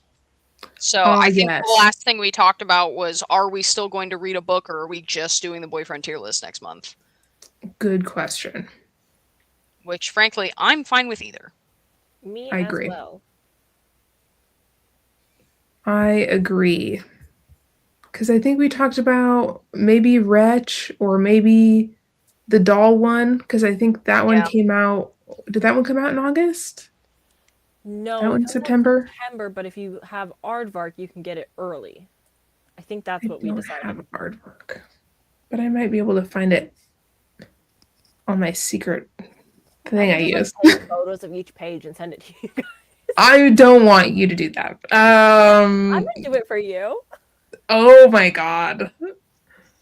I 275 unread messages from Sam, and it's it's a whole novel that she's taking pictures of. I'm just reading it in my phone's photos. You know, I have done that before, because when you have to read something on the NetGalley like app, because it won't let you send it to Kindle or Kobo, right? You only have 54 days to read it. Yeah. So I wasn't gonna get to one in time, and I just went through and screenshot the whole thing. That's crazy. Just read it in my camera roll. That's girl, wild. You're crazy. That's hilarious. I never even thought about that, but that is really funny. You gotta do what you gotta do sometimes. Wow. Ain't that the way? Dedicated to the bit. We love to see it. Oh my gosh, I have an update. To update you on based off our last discussion last month. Do tell. So I was telling. Oh no. Okay, what? So before you do, can I just say I think I'm full of beans, dude. And we've read tons of Point Blank Horror. I'm looking at our list right now, and I was like, well, Mary was definitely one of them. Oh, and I guess you weren't meant to be human was definitely one of them. Oh, and we also read, like, there are so many. We've read so many. I don't know what I'm talking about. So sorry that I'm just a liar, I guess. Wow, liar. Sorry, I just got floored because my coworker who got arrested wants to send me a message on Facebook. From prison? No, he's on. His trial is coming up. Oh, he's out on bail. For what? Right. Which coworker? I'm scared. This happened like 2 years ago. You Keep up. Oh. Also, we can't. First of all, keep up is crazy. Second of all, we can't say their name on the live stream. No, I know. I just wanted a hint. You have to type it in the chat at least. Well, I'm just saying that I have only had one coworker get arrested. Well, yes, but I don't know that. Yeah. Yeah, I would update you if it happened. Okay, I think I remember which one you mean. I don't think I do. I fear. I'll tell you guys afterwards. That's fair. Oh my god. But what I was gonna say is last time we were talking about how I need to get out there and make friends and just like come to events and whatnot. I signed up for 2 events at my local Romanticy bookstore. Yay! A release party and a masquerade mystery. What? That's fun. So we'll see how that goes. I'm very scared, but I paid for it, so I have to go. Absolutely, you do. That's a way good that I knew. Yeah. With my brain. Go off. I'm excited for you. Yeah, really happy for you. Thank you, dude. So much. Yeah, I the masquerade. I was like, wow, I'm going to 2 events by myself. What if I went to the art museum myself too? I haven't done it, but I thought about it, and I know the route. I know where to park. I love that for you. I know where everything is in walking distance. Oh yeah. Actually, Sam, I thought of you this week because I had to go do some shit by myself that I didn't want to do, and I was scared, and I had to drive, which I hate to do. And literally, I was looking at my map, and I was like, I could hear your little voice in my head being like, "I've done hard things. I can do more hard things." Yeah, Sam. I was like, I can drive for 18 minutes to the hospital to get my blood test done. I can do that by myself. I did get a sweet treat after because I did need chocolate gelato. As you should. It was good. It was good. And I had to go get my blood test done, and then I had to go to the tattoo shop and get my stud changed out to a shorter one for the first time. So I had one lady stab me in the arm with a needle and had another lady rip a stud out of my ear, and I was like, I need a chocolate. Yeah. It was painful. No, anytime I have to do something, I'm like, and my reward is a sweet treat somewhere. Yes. Somewhere. Like if I go to the dentist, it's right next to a Jamba Juice. There you go. I'm gonna get a smoothie. Guys, I fear sweet treat reminded me. I got called a girl the other day, and it was very jarring because that doesn't happen to me a lot. But I went to this ice cream shop with my friend, and I want to be very clear that the vibes with me and this friend, he is extremely gay, I am extremely gay, but he dresses pretty mask, and I, that day, was wearing like shorts that were undeniably too short, thigh-high leather boots, a tank top, and a leather jacket that was long enough that it like went past my shorts. And we went in together to this ice cream shop, and we're like talking with each other and joking with each other, and we pretty constantly are like hitting on each other because that's what you do with your gay friends. And then the guy behind the counter was talking to me about this ice cream. I like wanted like a coffee flavored one, and he was like, okay, it's like a really strong coffee flavor, just to like warn you. And I was like, oh, that totally works. You know, if I'm getting coffee, I want it to taste like coffee. And he went, oh, you're a coffee girl, huh? And I was like, whoa. I will say that's not sound pretty girl. So like literally like leaned over to my friend and I was like, he called me a girl, and my friend looked me up and down and went, I think he gets the pass today. I was like, maybe so. I forgot. Poor Gore, sorry. Yeah, no, I do think that he was right about that. Yeah, he was correct. That day I was a coffee girl. Yeah. But it was just very weird. Yeah. That doesn't happen to me very often these days. Okay. Every time I call myself a lad to somebody, they go, lad. And I'm like, what is your problem? Why are we being rude about this? I just don't get it. Also, so funny for him to be like, it's gonna taste like coffee. You're like, well, I'm gay and I work at a coffee shop, so I don't think the coffee girl thing is really applicable here. Okay. Well, also, like, and I get it, he must get... He must get people who are like, this is too coffee, which is crazy, but like, it literally, the ice cream was coffee and bourbon with chocolate chips in it. And I was like, first of all, the fact that you're not warning me about the bourbon part is kind of insane. Right. But second of all, like, yeah, I know what I'm getting in for. Like, it wasn't like, it was like, oh, this has coffee in it. Just it was like, it was a coffee bourbon ice cream. So I was like, yeah, I kind of want it to taste like coffee. That's kind of the goal here. My God. That's so funny. I would be more concerned. It was good as hell, though. Like, imagine you go in and you're like, I would like the strawberry ice cream. Like, just so you know, it's going to taste like strawberries. Literally. It's like, I was hoping. Job, then. I was so hoping. I read the label. I do know how to read. You know that, right? I tried another one of their ice creams, and it was like lemon and olive oil. And Ew, it was fine. I mean, like, it wasn't bad, but it just didn't taste like lemon. So it was very funny to me that then he was like, watch out, this coffee tastes like coffee. And I was like, I guess maybe this does merit a warning, considering your fucking lemon ice cream doesn't taste anything like lemon. So I guess maybe you should be telling me that this ice cream actually tastes like what it's fucking advertised as, I guess. That's hilarious. It would make way more sense if he was like, hey, like, this is gonna taste a little more bourbon, like you're gonna get the coffee, but you're gonna get the bourbon hit too. Completely. Didn't even mention the bourbon. You're like, okay. You're like, and also okay, call me old because you're just gonna let me get this bourbon ice cream and not even card me. He really said you're an old coffee girl and it shows. And I said, okay, thanks. Thank you. He was so funny though. He kept looking over at our table. Like every time we would like look over at the counter, he was looking at our table. And then he left like his shift like while we were still in there. And as he walked out, my friend was like, "Wait, come back. You can sit with us. Wait, King, come sit with us." I think he was trying to suss you guys out and figure out what the hell was going on. Maybe they're flirting. And what was going on is we were just being gay. Yeah. Not. Yeah. He's just never seen a non-binary person in his life, and that's okay. Good for him. I'm glad I could teach him something. He's never seen one of you in the wild. I guess. And that's fair. Also, that was I will say that was an objectively insane outfit to wear, and I did realize that, and I thought it was funny, to be honest, because all I was doing, he and I were meeting up with some of our other friends to like go see a movie. And I just thought it was funny to like show up to the movie theater in thigh-high leather boots. Like that was just making me laugh. Was it a bajillion degrees outside? Kinda, yeah. It was hot as fuck. But like, well, it was. I knew it was gonna be cold in the movie theater, so I was like, "That's fine. I can wear a bunch of leather." But then, like, we walked around to get ice cream, and I was like, "Damn, this is hot as fuck right now. It sure is 85 degrees and humid, and I'm in a leather jacket." Awesome. Committed to the bit. That's insane. I thought it was funny. I went and saw Teenage Sex and Death at Camp Miasma. And that was the fit for that. What a title. What? Such a good movie. Brothers. Okay, I know I've talked to you guys about I Saw the TV Glow. I think so. I think I remember you talking about that. It is one of my favorite movies of all time. It is about like it was marketed as a horror movie, and it's definitely not. It is like a movie for people who like horror. That is about like kind of the inherent horror of realizing you're trans but not doing anything about that, and so you just kind of live your entire life like knowing that something is wrong but not being able to get out of your own way to fix it. It's heart-wrenching. It's like such a difficult watch. I cry every time I see it. So that director has a new movie that just came out called Teenage Sex and Death at Camp Miasma, and it's about also I want to say Jane Schoenbrunn, the director of this movie, they came into my house with a gun and told me they were going to make a biopic about me, apparently.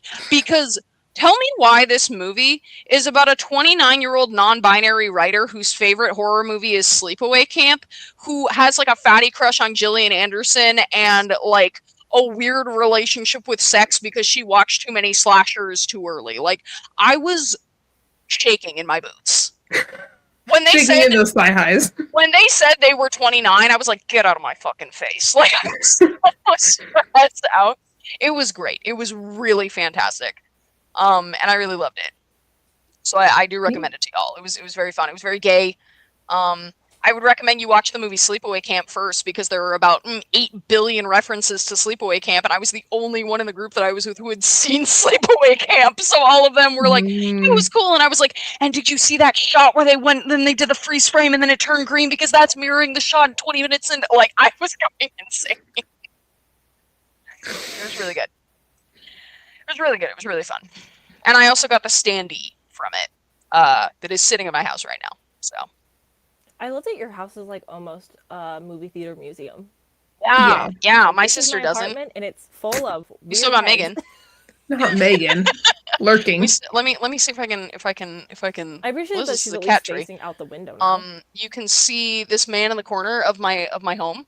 Incredible. That's Little Death. Huge. Huge. Yeah, it's very big. My sister does not like it, but that's okay. I wouldn't either. Imagine it being dark and you just like walk in. You're like, other mother? What the hell? Yeah, literally. Yeah. His name is Little Death, and he's standing in the corner of my living room. Excellent. And I do need to move him. That's probably what I should do after I get off this call, is put him in my room. Yeah, your sister's like, please stop bringing shit home. Yeah. That's funny. What are you gonna do, man? I'll be right back. Cool. Sam, do you think we should read a book next month or just do the ranking thing? I'm always down for reading a book, but I'm cool with either. Okay. But that's just because I'm reading a lot of stuff anyway. Yeah. Oh, these are the shoes in question. Those are really tall. How far back do I have to go to? That far. I see them. Those are okay. I feel like that would be like up my butt. I'm gonna be so for real. Like I'm short. Legitimately, like I have a thigh tattoo. Wow, me trying to get into this position. I have a thigh tattoo. They come up to like here. That's crazy. Yeah, it's wild. They're so fun. I don't think my thigh-high boots, since I've not worn them since probably... Wow, that was really loud. Like high school? I don't think they would fit my thighs anymore.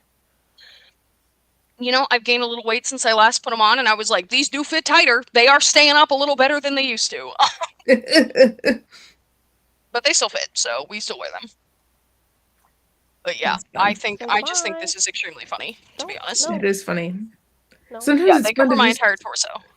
Nice. Sometimes it's fun to just put on a weird outfit and be like, I'm actually going out today, so where else would I wear these to, you know? I'm saying. Sometimes you're going to see and also when it's a movie called Teenage Sex and Death at Camp Miasma, and we were going to like an indie theater that none of us had ever been to before, and I was like, well, I gotta wear the thigh-high boots. Yeah. That is the vibe. When else are you gonna wear them? Yeah, seriously. Love it. So, yeah. Oh, he's got feelings today. Because I was busy and I did not walk him. Oh. Because when I was going to, my neighbors came home and I said, well, I'm simply not going outside when they're there. Maisie, why do you look like you don't have pupils right now, Diva? Yeah, sounds like you're tired. He goes, not tired. Not tired. I said, no, actually. It's also because he has not had his food by choice. He's just getting mad at me. Oh, he didn't want to eat his food, huh? He's been so picky lately where he's just like, what if I didn't eat food until dinner time? And then he gave me 2 servings for dinner. And I'm like, that's not how this works. No. Well, Miss Maisie's looking fabulous as usual. Yeah, are you looking fabulous? The diva herself. Old ass. Love it. Yeah, she's still chilling. Good. Yeah. Oh, I'm sorry. Oh God, please don't die. Well, we got to figure out, are we doing a book with the ranking or are we just ranking? I honestly think that maybe we should just do the ranking. I'm cool with that if that's what you want to do. Here's the tea. Your birthday's coming up. My birthday's coming up. Your wedding anniversary's coming up. Like, maybe it would be nice in this particular month to just kind of like chill. And listen, we can have a little tete-a-tete about what we've read. Like, I will attempt to read books this month. But I think maybe this month, that's crazy. I'm gonna try and read a book for once. If you can read Stephen King, you can read anything. Oh yeah. I was so hyped on this book. I had like 35 pages left and I brought it to work one day and I was like, I'll just read on my lunch break. This will be great. I took a 15 and I blasted through the entire last 35 pages of the book. And so I like walked back up for my break and I was like, I'm done. And my coworkers were like, what? Yeah. I just really liked it. It was really good. So, and I have more Stephen King. I have Pet Sematary. Ooh. I have a couple others. I don't remember what all I have. But maybe I just have a little Stephen King month. And that's what I do. Sure can. I read The Shining this year. I don't want to overcommit myself to anything else because everybody's always like, I'm going to read all the Stephen Kings. And I'm like, I ain't doing all that. I'm reading all of them. Diva, he has like 785 books. Seriously. He's been writing since I don't have time. Maybe I'll do The Shining this year. I keep saying I'll read it, but it's too intimidating, so I will figure it out. But I fucking love it. I think it's so fun. And I gotta be honest, I went a little insane when I read it, and I read it in 3 days. But I think that it is one that you like can put down and be fine. So I don't think it's one you gotta take in a huge chunk. Have you read any other Stephen King? Have we talked about this? We must have. I've not read Stephen King. Mm-hmm. Pretty sure. But I've seen like some of the movies. But I read the Tiffany D. Jackson retelling of Carrie. Yes. The Weight of Blood. Yes, and you have recommended that to me, and I need to read it. Yeah, I really need to read it. One of the audiobooks that I just loved so much. Yeah. And so I'm like, well, I'm not going to read Carrie because it's the same fucking story. Yeah. I did like Carrie. I've seen the movie. I just get heated because a lot of the book, and I feel like they do this a lot with Stephen King, where Stephen King will talk about a very specific, like, societal issue, and then the movies are like, we don't have time for all that. Because a lot of the book, Carrie, is talking about how the reason they bully her is because she's fat. Oh. And in the movie, she is not. Yeah. She is very much not. She's Sissy Spacek, and she was about 8 pounds soaking wet, and like... And then in the remake with Chloe Moretz, who is also not fat, I don't think they've never cast a fat person play Carrie, and I think that's a huge disservice. I've read Carrie, I've read Misery, I've read It, I've read The Long Walk, I've read... That might be it. But I've liked them all. I think the thing is just, your cat is so pretty. Hello, Diva. Yes, she is. Are you showing off? Stunning. You're being so gorgeous. Oh, wait, hang on. It's a play date. Well, now I feel left out because I don't know where my girl is. Aww. Hey, Maisie. They're so cute. She hates being held so much. She's purring loud, and it's not a happy purr. She loves pets now. Aaliyah, have you read Stephen King? I read one. I read From a Buick 8 in like middle school, which is not even like one of the main ones. Whatever, but it was good. Though. It was fun. That one's more like cosmic, I think. Yeah. I liked it. But that's interesting. So The Long Walk is the one you just finished? Yes. Okay. But that one's also like huge too, isn't it? No. No? I thought that was a big one. I think it's one of his shorter ones. Oh, okay. Normal size. Yeah, that's just a book. It's 311 pages. Oh, okay. I lied. I did read. No, I attempted to read one. I remember somebody did a 24-hour readathon where they were live for the 24 hours, and they were like, the buddy read was a Stephen King. And I think I was going to, and I think I didn't end up getting to it. Yeah. So. I will say... I was supposed to read Salem's Lot. Oh, I want to read that one. And then I didn't get the audiobook in time from Libby. I will say, Sam, as someone who likes movie adaptations, I mean, The Shining is... I haven't read The Shining yet, but from what I've heard, they're very different. They're like almost completely unrelated. I also know that Stephen King hates just almost every movie adaptation that's ever existed from his books. So to be fair, a lot. Okay, anyway. They are. There are very few that I feel have been adapted well, but the one that I would say is Misery. Okay. Misery is an extremely good movie, an extremely good book. They're pretty similar. Like Kathy Bates really she understood the assignment. It's very good. I would actually really recommend that one. And I also would say that the Long Walk, the book and the movie are really similar. They're very good. But have you seen the show, that new It show, the Welcome to... I have not seen it yet because I'm going to be honest. They have already veered so far from the lore of what is in the book that I don't know if I care about this version of Pennywise and where he came from, because I know for a fact it's not what it was in the book. Watch the show before read the book. Yeah, okay. I would say yes. But also, again, to be fair, Stephen King, the thing about him and the reason why everybody always changes the endings of his books is because the endings of his books are usually range from too existential to be filmed to bad. I would say, because the end of the book, I feel comfortable spoiling this. What they have to do is one of them gets caught in the deadlights, which is the place Pennywise puts you basically, and he's in the deadlights, and then a giant turtle named Matarin, who is a god of another planet, shows up and is like, I'm like the good Pennywise. Like, me and Pennywise are both gods of this other planet, but he's the bad one and I'm the good one. And what you gotta do is you gotta bite Pennywise's tongue, and he's gonna bite your tongue. And then you gotta, whoever laughs first, they lose. So you gotta make him laugh. And so the guy is like, got it, locked in, okay. And so he bites Pennywise's tongue, and then Pennywise bites his tongue, and then the only thing he can think to do is to, like, when he was a kid, he used to, like, imitate this, like, Irish cop who always was, like, you know, busting their chops for, like, hanging out or whatever. And so he starts imitating this Irish cop, and he does it so hard that the cop in real life dies, and then Pennywise laughs, and then he loses. And that is how they win in the book, and that is not a joke. Like, which you simply can't do in a movie. Yeah, like, you cannot crazy thing to see on screen. So I understand why they changed, and I feel like a lot of Stephen King books are that way. Like in at the end of The Long Walk, they did change the ending completely for the movie, and it is because the ending, I think, is a good ending. I think it's a really good ending, but basically at the end, the guy who wins is so traumatized by the walk that he hallucinates seeing someone walking in front of him, and so he's like, "Oh, we're still walking. It's not done yet."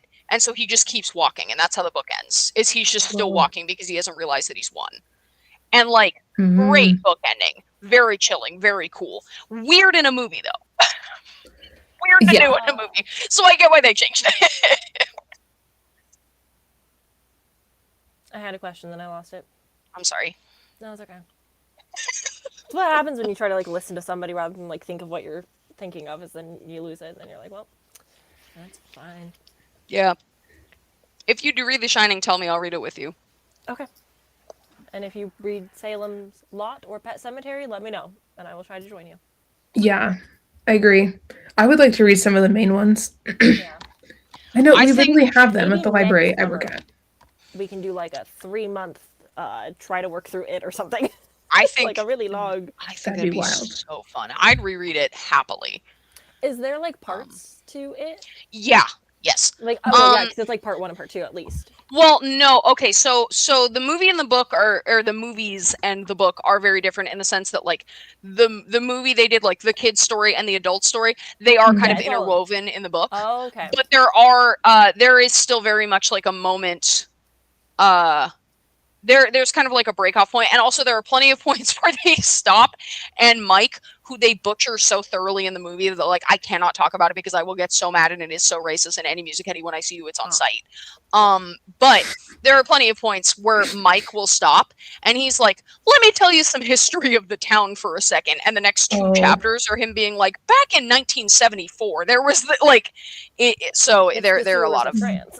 Yeah, absolutely. Which I do think is really, like, interesting, and it is, like, cool. It still kept my attention. He does a lot more with, like, news articles and stuff in his books than I think, like, the movies ever indicate. He especially Carrie, I would say, is, like, a third news articles. That's why I like there's so much. The Weight of Blood, because it's the same thing where it's like it's a podcast interview situation. Yeah.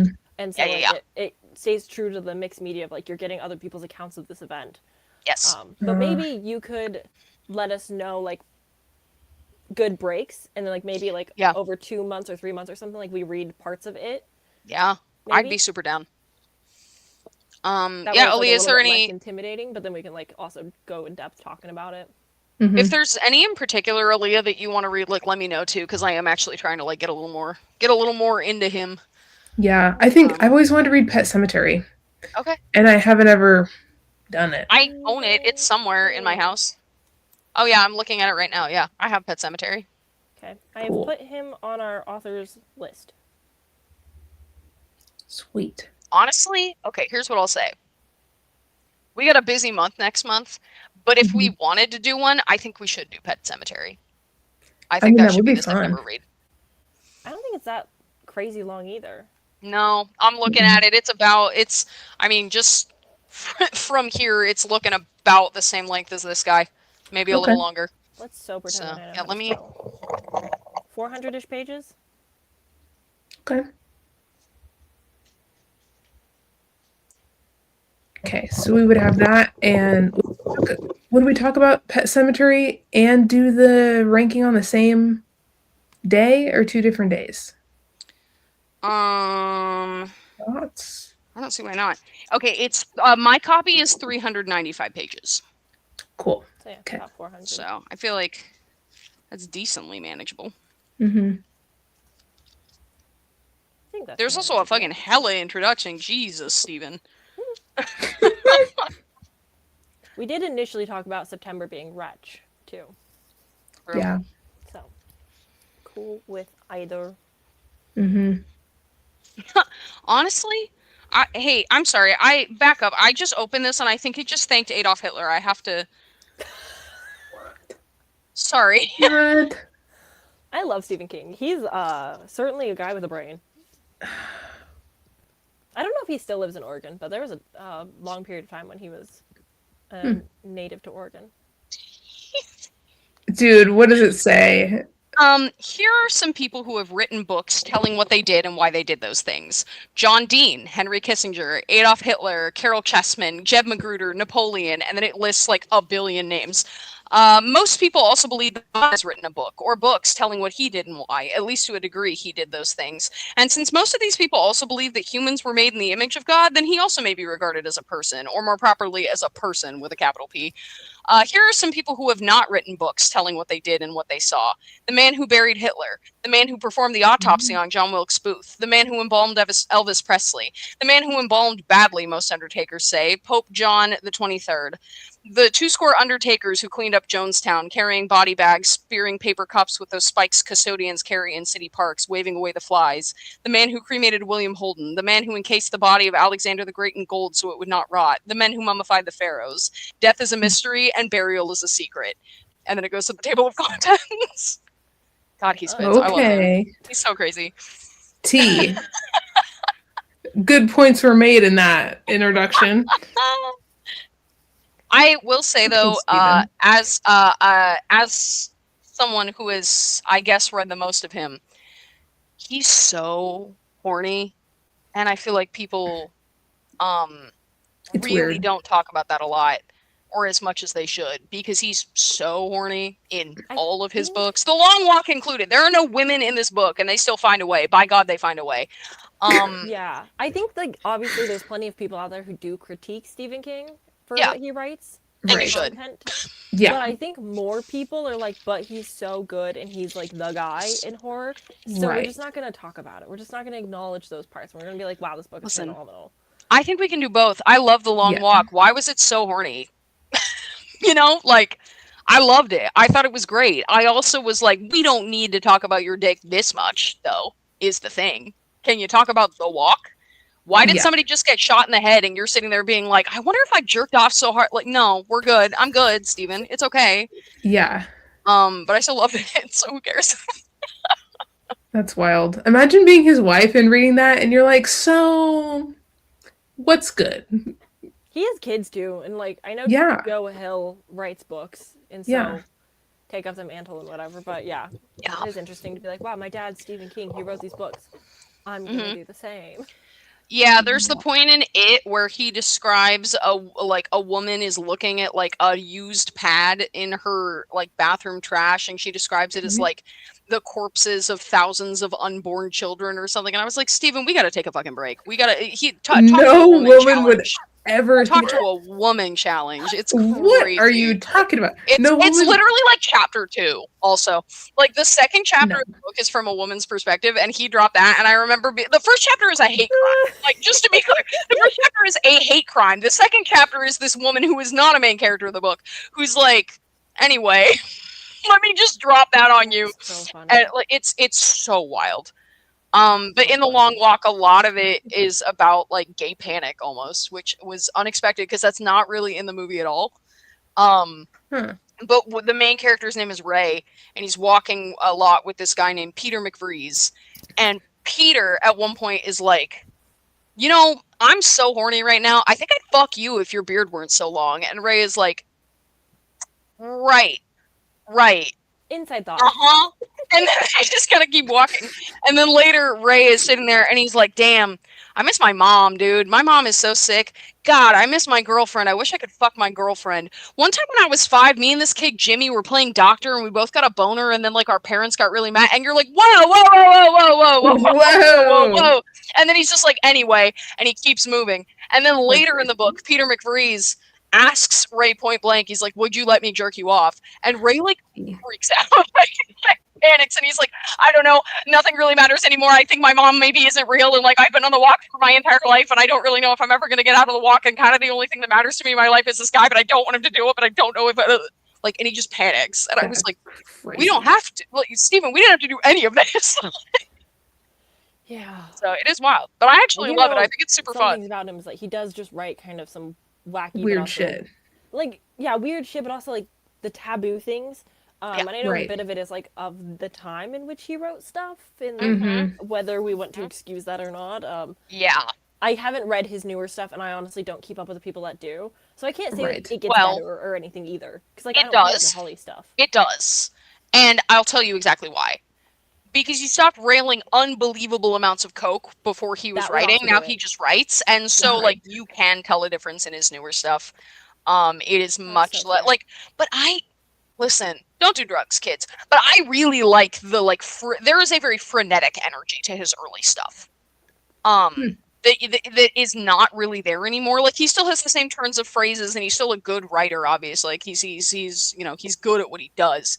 But like in his earlier books, and I think it is a great example where he just goes off sometimes, and you're like, like fucking vibrating trying to keep up with him, and like.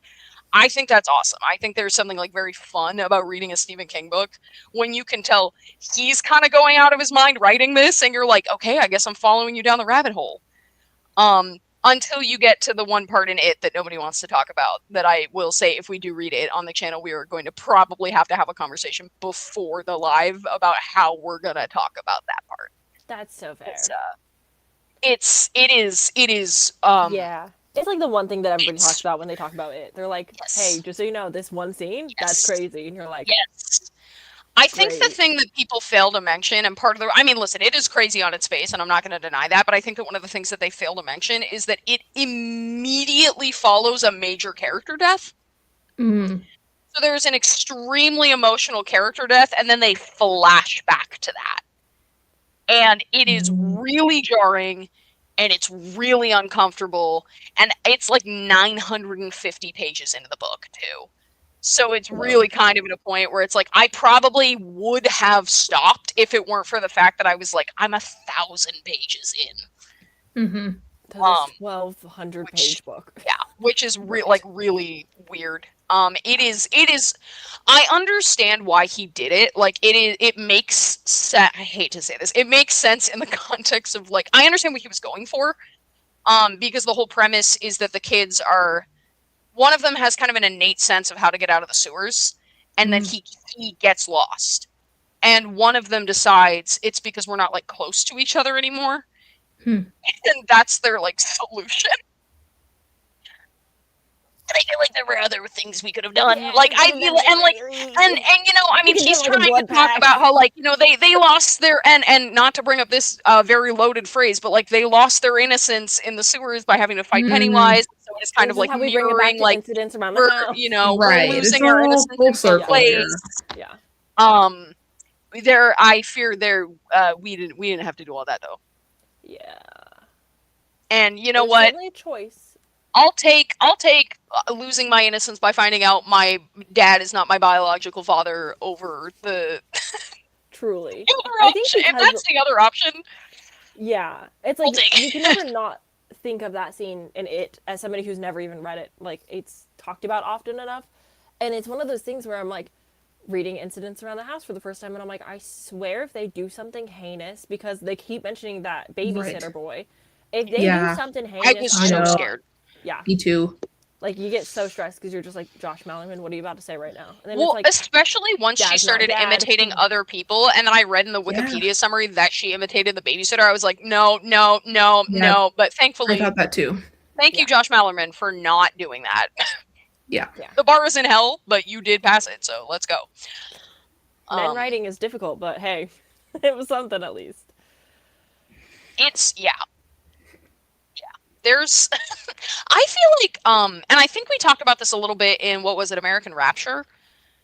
I have hit an age. I don't think that we should stop necessarily writing books in which kids have sex, because I think that kids have sex and it's good for kids to see the repercussions of that on the page, or to see their lives represented, or, you know, that's great.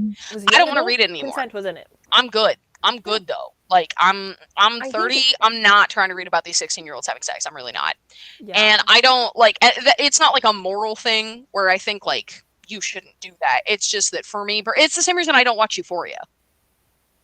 Yeah. I don't look down on anyone for watching Euphoria, but I personally, where I'm at in my life, I'm good on watching the high schoolers have sex. Yeah, right. I'm fine. The book that I read yesterday from my video, it's young adult. They're 4 days away from turning 18.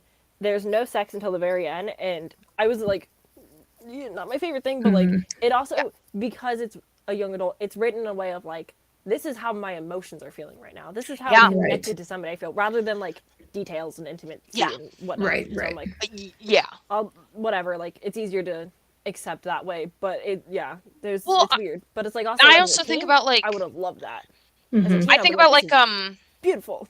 John Green writing Looking for Alaska, and then he gave a statement where he was like, no, I purposefully wrote this book that way to show like a scene where there was a sexual act but not a lot of emotional fulfillment, immediately followed by a scene where no sex happens but they have a very like emotionally connective conversation to kind of show teenagers like, actually sex isn't that fun unless you have an emotional connection to the person. And that was kind of the entire intent of writing the sex scene in the first place. Like, go off. I think that's fantastic. And I read it when I was like 15 or whatever. And I, you know, like I wasn't scandalized for the rest of my life. I'm fine. Right. But so I do like keep writing it. I'm just not the one anymore. Yeah. I'm just not the guy anymore. The author that wrote the book I read yesterday, Our Infinite Fates, the like major like first 3 chapters were all about consent, and then being like, are we sure this is what we want to do? We're literally about to go into the depths of hell. Like, is this what we want before this happens? Like, it was all about like consent first. And I was like, that's great for teens to see. Yeah. Awesome. Because I think it's fantastic. I did not read about consent growing up. No. So. Yeah. It's funny too, because I think that I, like, looking back on it, when I think about the young adult I read, I think I probably read more non-consensual or like very dubious consent sex scenes as a child than I did consensual sex scenes where like consent was explicit, and that's something. Back in our days, like, consent wasn't really a conversation people had. Yeah, like, I guess that's true, but also like now. Yeah, it was not taught in school when I was in sex ed. Absolutely not. Yeah, you never had a parent sit you down and be like, look, when someone asks to go into your heart, you tell them no matter what. Like, I didn't have a parent sit me down for that conversation. Yeah, no. I do think it's good. I think it's promising.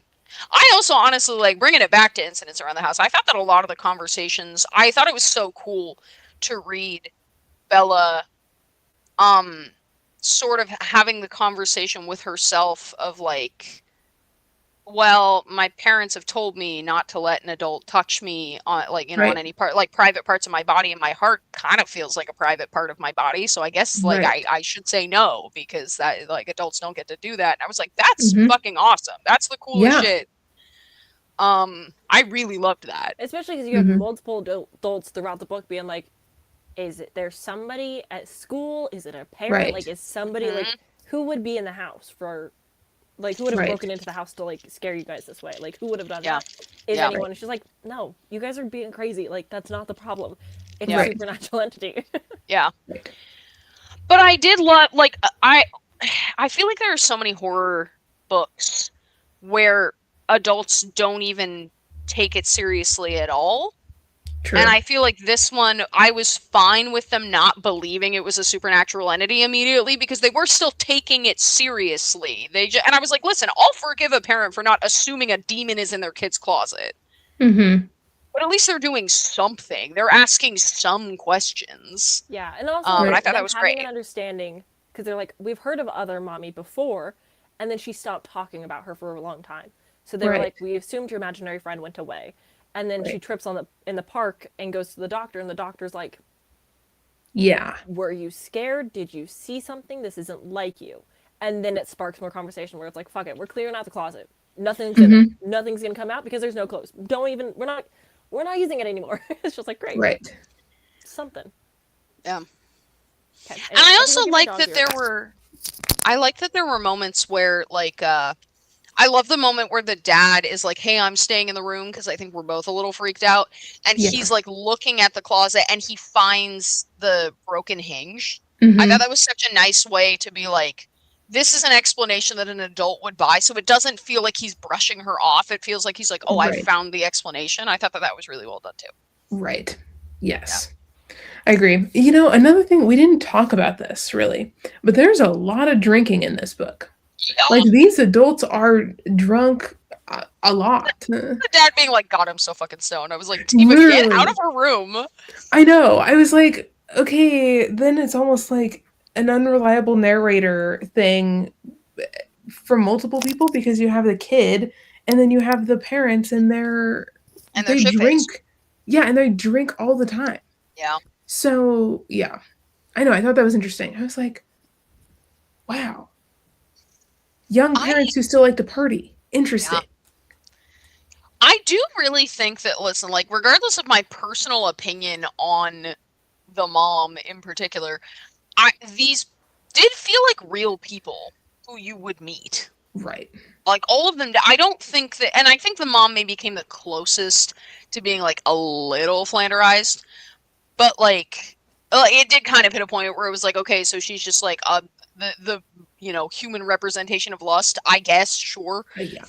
But I think for the most part, they did feel like very real people, and their actions did feel like very legit. Like, even just, like, little things like the conversation of, like, the mom being like, I don't want to have the party tonight because, you know, our kid just fell off the fucking slide, and the dad being like, well, it's a clean bill of health. We might as well celebrate. Like, they all felt very, like, natural and human.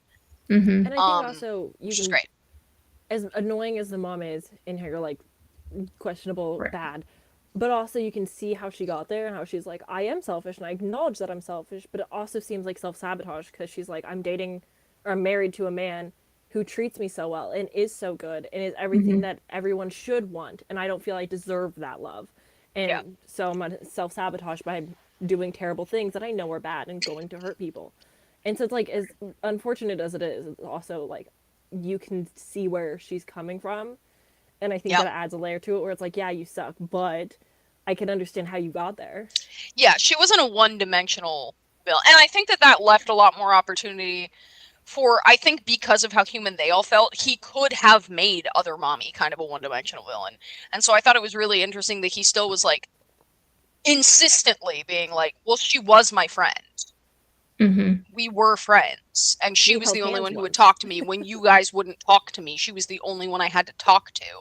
And so now when we go to the zoo so that you guys can push me out of the way and have a fight, like, is she still my only friend? I thought that was, like, a really interesting dynamic that, like, he didn't even really need to do.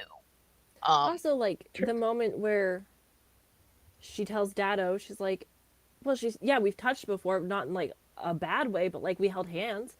And then he just kind of, like, looks at her hands like he's appalled. Like, yeah, he's like, oh my God. And she's like, but you're my dad, so you shouldn't be looking at me this way. So is she my only friend? Because mom doesn't hold my hand. And so, yeah, I do think it, like, adds that layer of just, like, an 8-year-old really, like, figuring it out. Which I think it's, not that a child should read this book, because I do think it's for adults.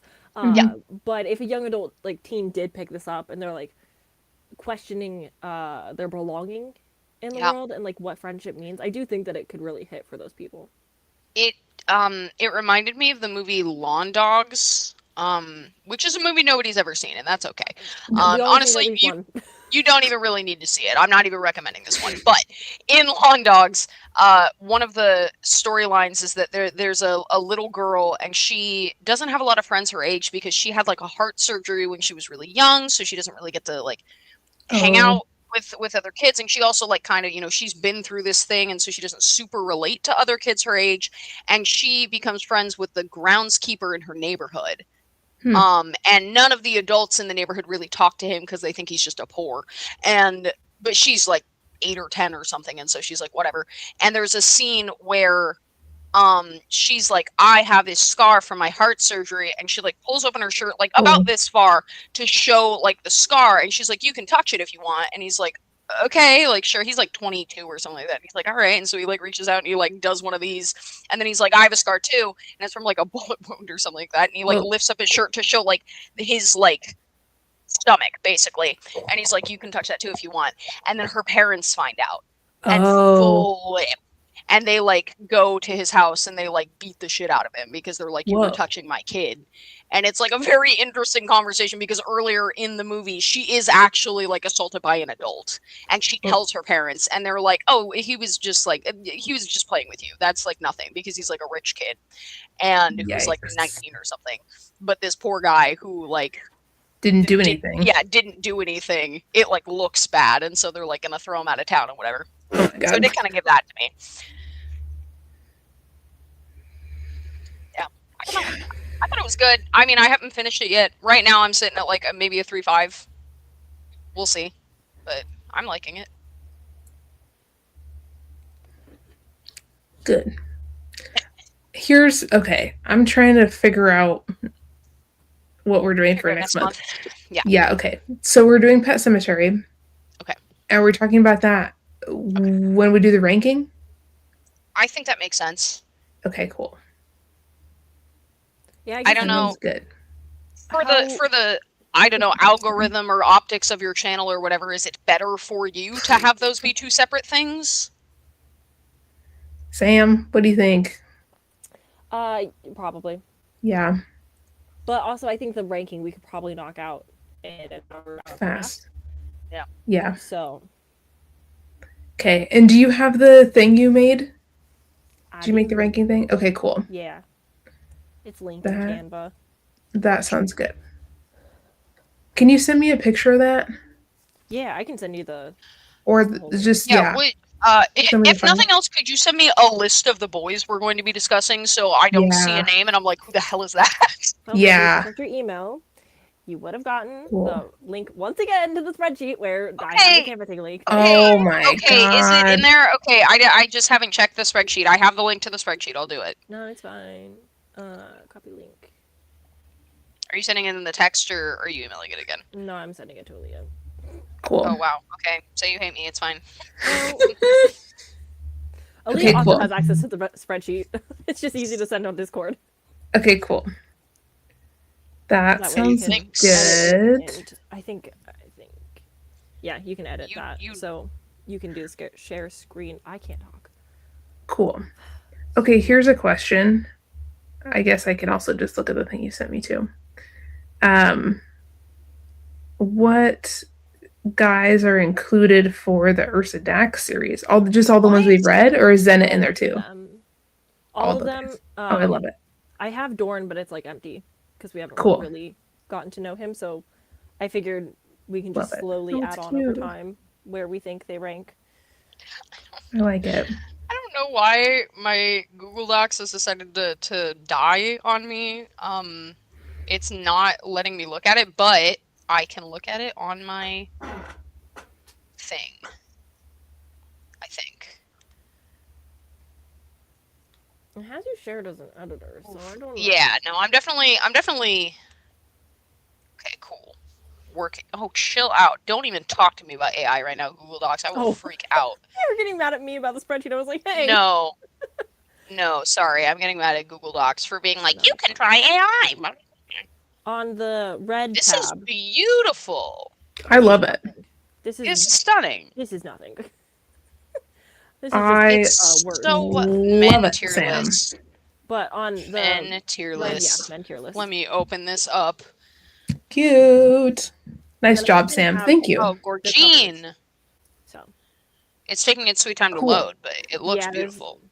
It's got a lot of PNGs. That's okay. I like it. I love okay, cool. With my whole heart, but I have noticed it's slowing down more and more. Oh. The more assets you have, the more it gets a little bit weird, but... Okay, I almost just deleted something off of it, and I panicked. That was the scariest moment of my life. Okay. Undo button works really well. Okay, Dado's in there. Let's go. Love it. Oh, do we need to... Are we keeping Zenit and Dorn on here?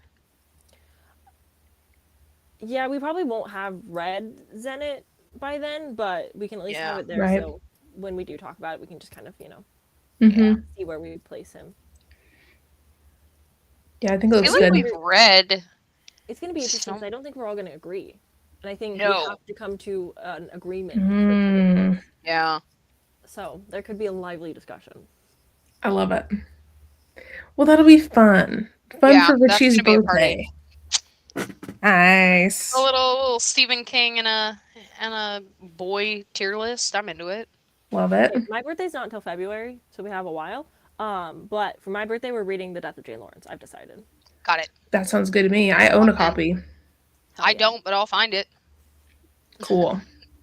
It should be pretty easy to find because it's an older title released at this point. So, but gorge. I think for our birthday month, we should be able to decide the book. Yeah. Wow. Well, this is my birthday month. Did I decide anything? No, I didn't. Do you want to decide? Alea. Well, we already decided this month, and then Pet Sematary next month too. Yeah. Well, I mean, I have been wanting to read Pet Sematary, and I know there is a copy at my work that I could just check out. So there's that. That's so convenient. Listen, Alea, you could knock out the entire rest of the year, and I don't. Actually, to be completely honest, you could just tell us what book we're reading. It's your book club, so like you can decide whenever you want. Yeah. I think Pet Sematary works. I think that's fine. And then the Zenit one's coming out, and that doll one I wanted to read's coming out, and Wretch could be sometime whenever. I mean, I think that's a pretty good lineup of stuff. Yeah. I like it. I also think that at some point, and I think we've talked about this before, but I really do think we should lock in. I know we've talked about doing the Christmas novellas, but I think at some point we should lock in and we should just bang out like 3 novellas for one of the months and just do like the horror and just like get those out of the way. Because it always feels like a little weird to me to be like, oh, our entire book for the month is a novella. But I think we could easy, especially if it's a month we're taking a break from the aliens. Yeah. To just read 3 novellas. Yeah. Yeah. We could do the horror, Victorian Psycho. Yeah. Maybe you guys would like Muneka. Yeah. Oh, yeah. And I will say, I know novellas maybe are... Bodies of Work, because I think Bodies of Work, even though it might not be loved, could have a good discussion. Yeah. I think that's much more like Sam's bag than mine, in particular, but like, I think that would I like fun. novellas, though, so I think that would be fun. Yeah. And I also think that might be a little less pressure, because the vibe of reading, as much as I've loved doing it, the vibe of reading 2 full books before these book clubs, I think all of us have been like, oh my god. And like the fact that I don't know that we've had a month where all 3 of us have read both books. Really is maybe indicative that we should chill. Well, I think we have had a few months. I think we've had more success reading 2 months or 2 books in a month than we have since we've switched to just 1. Because no offense, you guys have kind of been slacking. Just saying. This is the first book I haven't finished in the 2 years we have been doing this book club. I finished this one, by the way. That was an active not finishing. I could have finished that. I just didn't. That was a choice. Which one? You did nothing wrong. Oh, I DNF'd that too. No, I DNF'd that. It was bad. Which sucks because I do like Secret. I was excited. I know that I'm usually the problem, but I'm sure there was others that you guys. There was. I think there was one of the alien ones where I rolled up and I was like, I'm like 3/4 of the way through. There's been a few alien ones that I'm like, I'm so close, but I did not. Yeah. Yeah. Usually I finish the alien ones and then get almost done with the other one. Yeah.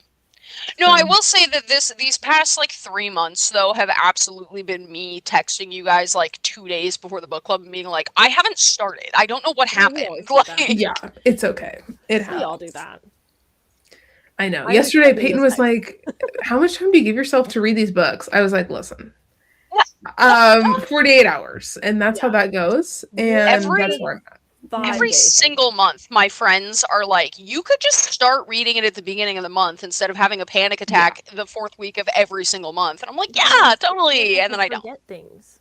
Right? I know. Or you get busy and then you're like, oh shit, how did we get this far into the month? I don't know what happened. I literally texted my coworker yesterday night. I was like, book club's at 2:30 tomorrow. I haven't started it. She's like, oh my god. And I'm like, yeah, it's fine. Right? I at least I like that we all kind of do that. I was like, that's just where we're at. Yeah. Sorry. No, it is like a collective. Like we all not procrastinate in a bad way, but just like wait until the last moment because we're like, it's going to be fresh. It's going to be good for discussion. Yeah. Because that's I think at the beginning of the month, Richie has to reread it. Yeah, literally. That's true. Literally. Yeah, there's no, brother, especially with my penchant for being physically incapable of remembering character names, I'll read the book and finish it 20 minutes before the live, and I'm like, what's the main guy's name? I don't know. So like, no, if I read that on the 3rd and then we don't talk about it until the 28th, brother, I simply have never read a book in my life. I might actually, with Pet Sematary though, I might read it because what I maybe will do is I might read it at the beginning of the month and then I might watch both of the movie adaptations before we do. Oh, okay. Because I have seen the newer one and it's ass. If we're gonna be honest, it's garbage. But I haven't seen the older one yet, and I've heard that's like a very good movie. No. I haven't seen any of the movies, and I haven't read the book, and I'm ignorant. So here's what I'll say is part of the reason why I think the newer one is bad is because they have 2 children, and in the newer movie, inexplicably, they change which kid is the main kid. Why? What? So I don't know. But it doesn't like make a whole lot of sense. And I like the reason I know what Pet Sematary is about is because I watched that movie and I was like, that made no fucking sense. Like, listen, Stephen King can be out there, but normally they make sense. And then I looked it up and it was like, no, because fully the entire book is about the other kid. And for some reason, they just decided to, and I don't know why, but for some reason they just decided to make it the kid who really has nothing to do with the plot is like the main character in the newer movie. What? Yeah. So I may read the book and then watch those 2, and I think if I do that, I'll be able to remember. Cool. I don't think I've seen Pet Sematary. I think I've only seen the Goosebumps episode that's similar to it. And that's okay. In my brain, I assume they're the same thing. And so maybe I'll try and find that too. Pet Sematary.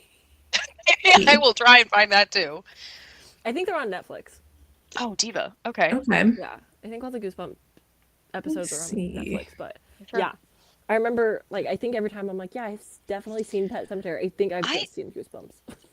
I also will be honest though, I may have been high watching the new Pet Sematary because I do know.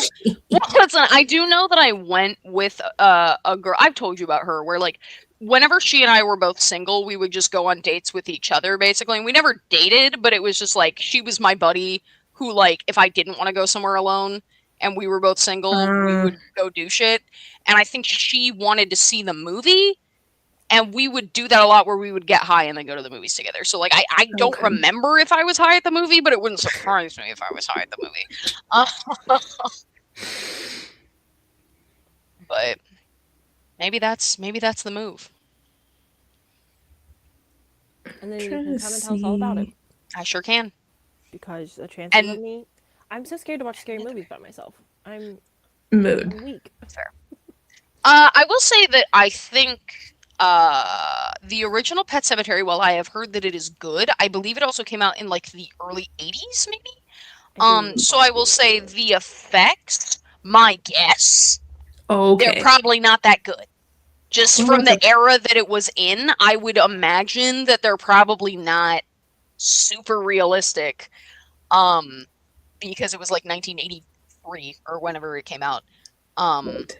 So that might make it a little easier. Unrelated but related. My coworker and I go on walks at work so we can escape the chaos of the industry, and we just like walk down dead ends in the neighborhood. And we were watching the birds over here, and my coworker starts like freaking out because there was a dead rat in the middle of the road. Oh, yeah. And I can't get that image out of my head still. Bro, you should have seen the dead rat that was on my dirt road the other day. It's just Let me tell you about this rat. So first of all, this rat was so big that I was driving home from work and it was raining and I saw it in the road and I was like, that thing is huge.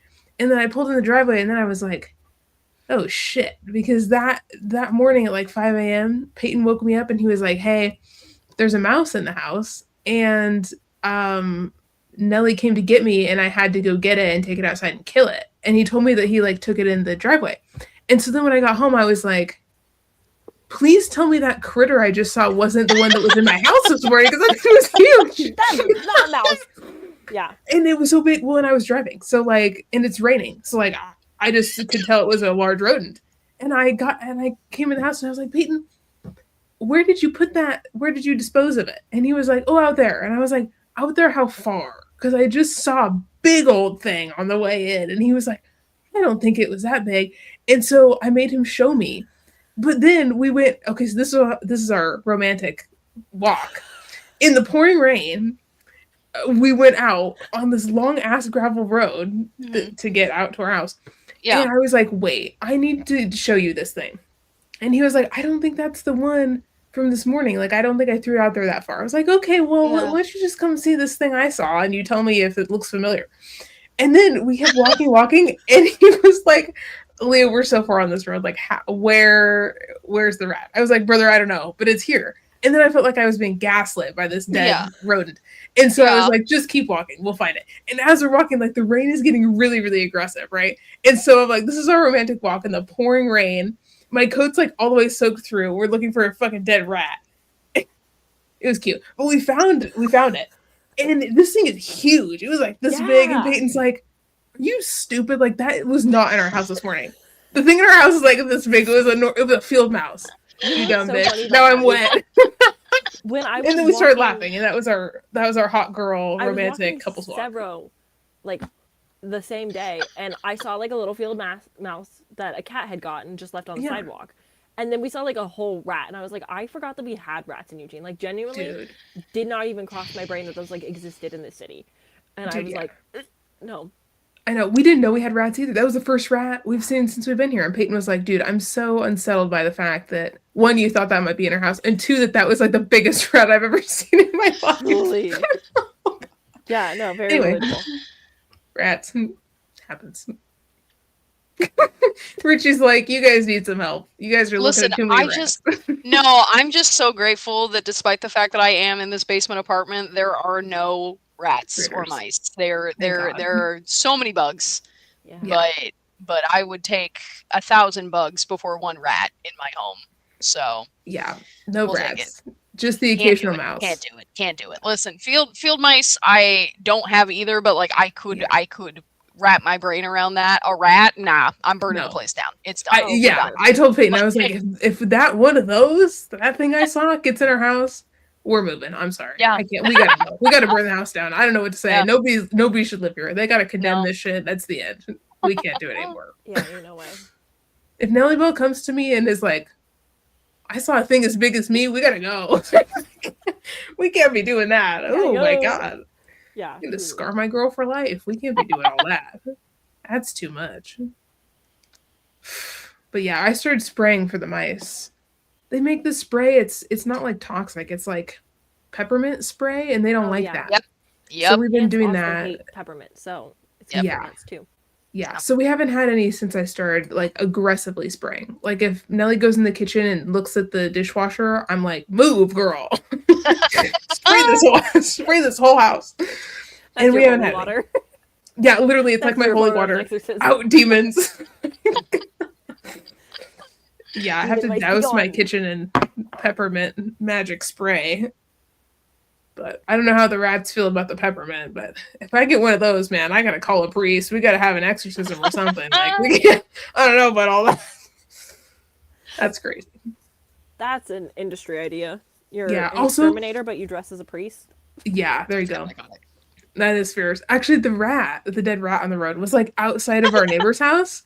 And Peyton goes, do you think they have rats? I was like, listen, I don't want to know if that came from their house. Like, that sounds like a whole lot of none of our business. Like, I'm not going to go up and be like, hey, that big fat rat, is that yours? Is that in your house? You lost something, bro? There's a lot of stray cats in the neighborhood. Maybe you could, like, take a couple. Oh my God. I don't know. I was like, listen, did you see the neighbor out at 5 a.m. when you were killing that mouse? Did you see him killing that rat? Because if not, like, we're not going to assume that. I don't think that's good. That's crazy. Just out in the country things. It's fierce. Yeah. Also, Sam. I'm in a city, but I work out of city limits technically, but it's like still a major road, so I was surprised. Yeah, that is surprising. We have just so many critters and varmints and such out here. Richie, did you get it in your eye, bro? Like, Yeah, a little are you bit. good? Yeah, I popped the tab and she fought back. Ooh. Oh my God. Not branded, not sponsored. No sponsorships. You have to pay us to be promoted on this book club. Yeah, seriously. Oh my gosh. What an interesting conversation we've had today. Incidents around the house, Stephen King, rats, you know, just normal stuff. Make the cash. Oh yeah. For sure. Have I told you guys yet that I'm playing D&D again? How exciting. I don't know. Happy about it. I'm so happy about it. It's so fun. It's a great group. It's the same DM who I gassed up consistently beforehand. Oh, yeah. And I was talking to him. Well, this is great. I was talking to him the other day about you, Aaliyah, because I was like, hey, sorry that I'm matchmaking my couples friends, but legitimately, like, I was like, next time Aaliyah comes to town, I'm forcing you guys to all get dinner together because I do think you guys would, like, get along really well. And then you can run a one-shot for Aaliyah, and then Aaliyah will understand D&D, and then Aaliyah will get into D&D and drop out, and then we can all talk about it like nerds. Actually, unreal. Well, I also he's the one who's like a big fan of Peyton. Yes, because he loves Meat Canyon. And then Mariah literally today was selling her crocheted stuffed animals at a farmer's market, like, and she loves to read. Like, I just think you guys would get along. So I was talking about that. And then today I was talking to my stepdad about you, Sam, because we were talking about taxes, and he was like, I've never met somebody who like does taxes, but like they know things, they have magic in them that I'll just never have. And I was like, no, my friend Sam, dead ass. I was like, she does that for a living. And he was like, yeah, she's braver than me, that's for goddamn sure. Like, yeah. You have to face a lot more death in the industry than you would expect. Yeah. I mean, that makes sense, but I guess it's not something that I would like think about offhand. No, did not expect it at all. And then I was like, oh hey, everyone's dying. That's really cool. Don't make a bond with your clients. That's crazy. Meanwhile, you and your little chungus. What a cutie. I had a guy at work today. He's like my favorite regular, and I probably shouldn't have favorite regulars, but I love him. He was talking to me, and first of all, he dropped that he's in his mid-50s, and I was like, no, you're not, Diva. Like, I fully thought he was like 10 years older than me. No, he's fully like 55 years old. I was like, oh, what the hell? And he was talking to me. He gets the same drink every day. And he was talking to me. He was like, yeah, I've been drinking this since I was like 19 or something. So it's been like 30 years I've been drinking the same drink. And I said, that's one of me. And he was like, what? And I was like, I'm sorry. That was the stupidest way I could have said that. So great talk with my boy Brad today. Cheers. That's a lot to commit to. I can't even commit to like one Dutch Bros drink. I'm saying. It's different every time. Well, and he's never in that long a time. He's never come in and been like, I'm really feeling like really switching it up today. I'm feeling kind of funky fresh. Let me try something different. No, he started. I asked him. We got our pumpkin stuff in this week, and so I was like, "You gonna change it up? You doing some fall stuff? We doing a pumpkin latte for you today, my man?" And he was like, "Absolutely not." He's like, "Okay, sounds good." I respect the creature of habit, though. He's like, "No, listen, this is all I have. Okay, I want my one beverage." Oh, and he's told us, he was like, I know which one of you makes the best drinks because I get the same drink every day and I've seen all of you make the drink. And he was like, so I know who actually can make drinks here. And I was like, oh, Brad, I actually don't want you to tell me because if you say I'd make your drink bad, I'll myself. I would want to know, but then you also, you feel bad if he's like, and you do it the worst. So way to go. my DM, because his wife was my boss at the other Caribou. He got the same drink every day, and he made a spreadsheet, and he told all of us.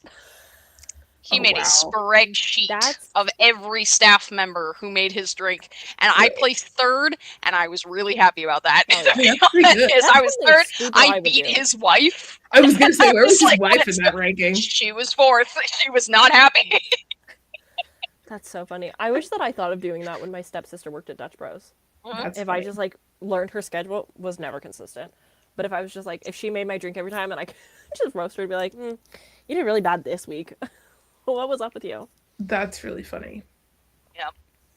I do love that, though. I love when customers, even if they say that I'm bad at it, but like I love when customers have opinions on which barista they want to make their drink. I think it's so funny.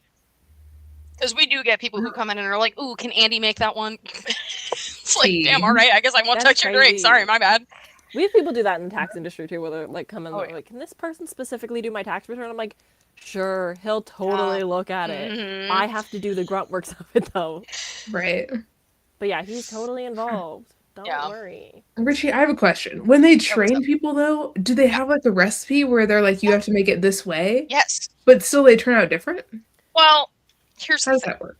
Some people burn their stuff, and some people first of all, the actual sheer fact is that once the shot is finished pouring, you have 30 seconds to get it into a cup with syrup or milk, or else the shot's dead. Oh. And some people don't care. So there are a lot of people who like their shots are burnt. And also everyone you have the recipe, but everyone has kind of their own like steps to it. For example, like, okay, you have a turtle mocha, so that's caramel, chocolate, milk, coffee, or espresso, I guess.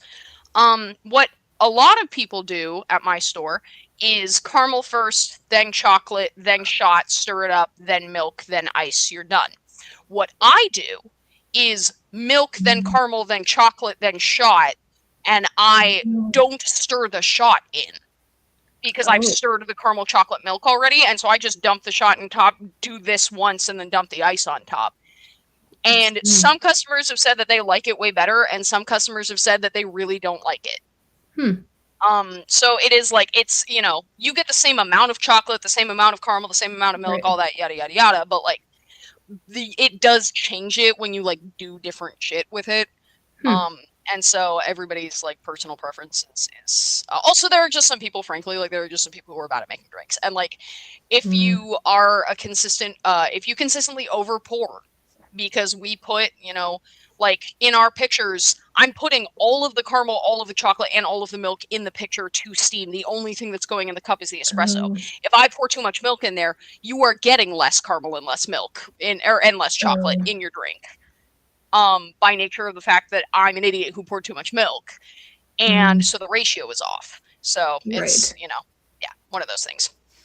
Sometimes they just add way too much syrup and you want to die. Yeah. I have a local coffee stand just like 2 blocks walk away. I went there once, got an Irish cream mocha.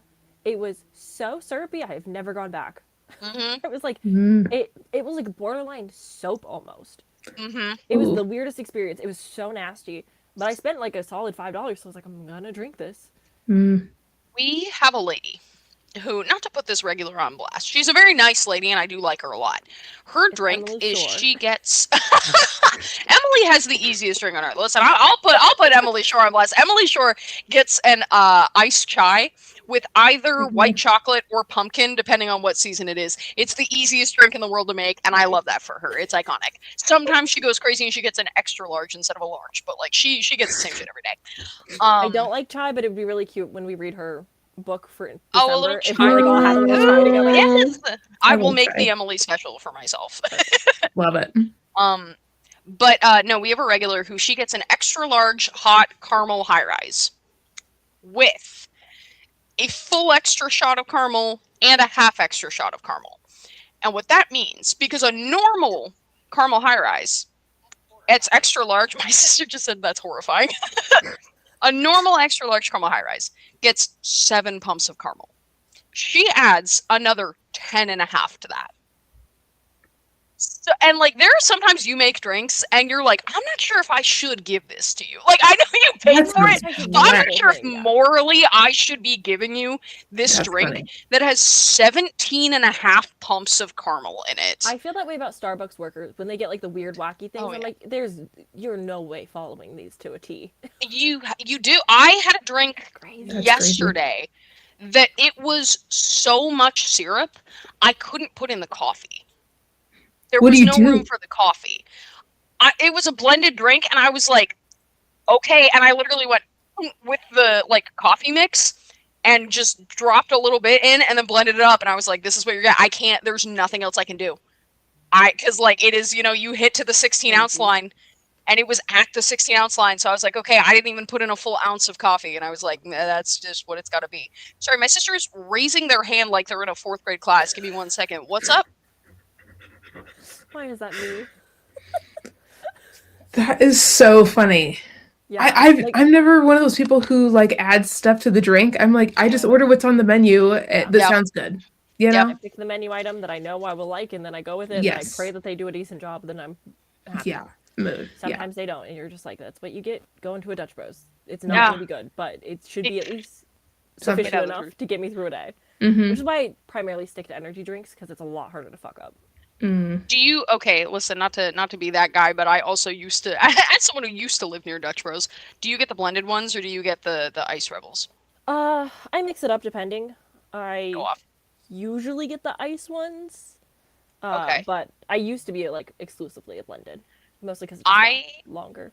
All through high school, all I drank was a blended rebel with peach, white chocolate, and blackberry. All right, you freak. Yeah. That was like my drink. And here's the problem. Right, the white chocolate in there separates and it's gross. Yeah. Ew. No. So why'd I do that? They have like their secret menu has some with white chocolate. I'm like, y'all are weird for that. It tastes great. I'm going to be honest. It tastes great. I don't drink my drinks fast enough.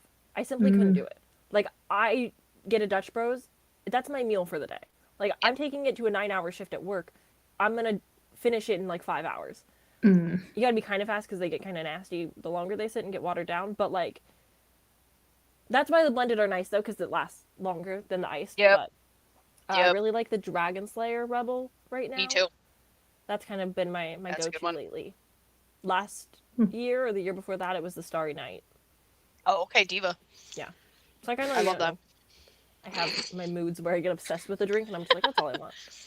But when I get coffee, it's always a Campen because they make bad coffee, so you really need to be like hella sweet. Yeah. Because you're like, you can't make a coffee to save your life. So Dutch Bros, their coffee itself is gross. Yeah. And I hate that for them. But their Rebel slaps. It's hard to mess up an energy drink formula. Yeah.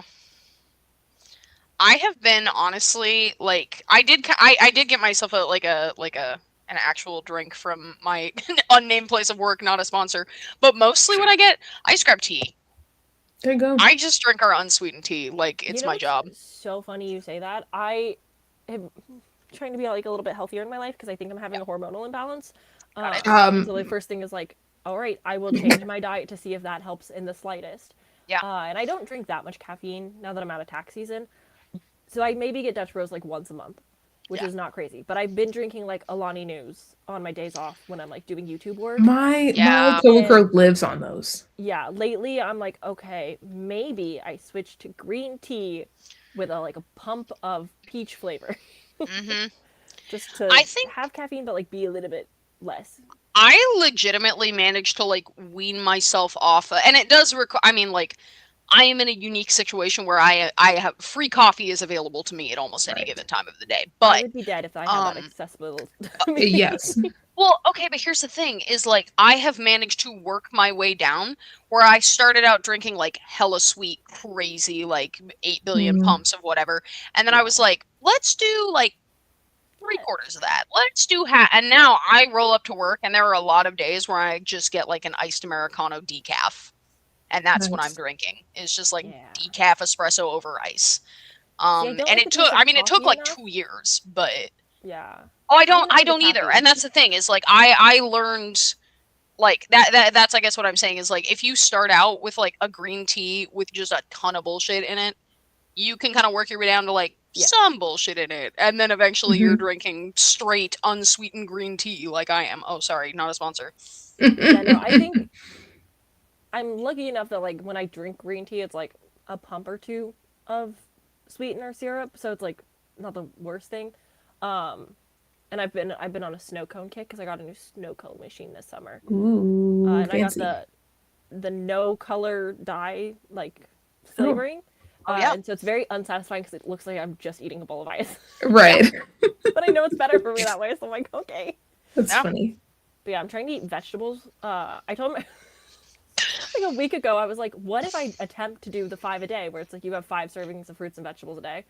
Yeah, that's crazy. I've not had one successful day. It's nearly impossible for me to do. Yeah. Yeah, I can't even imagine. I ate some carrots today. That was pretty huge, actually, for me. I had pasta, but I put sausage in it, so there was protein. There you go. I had some carrots.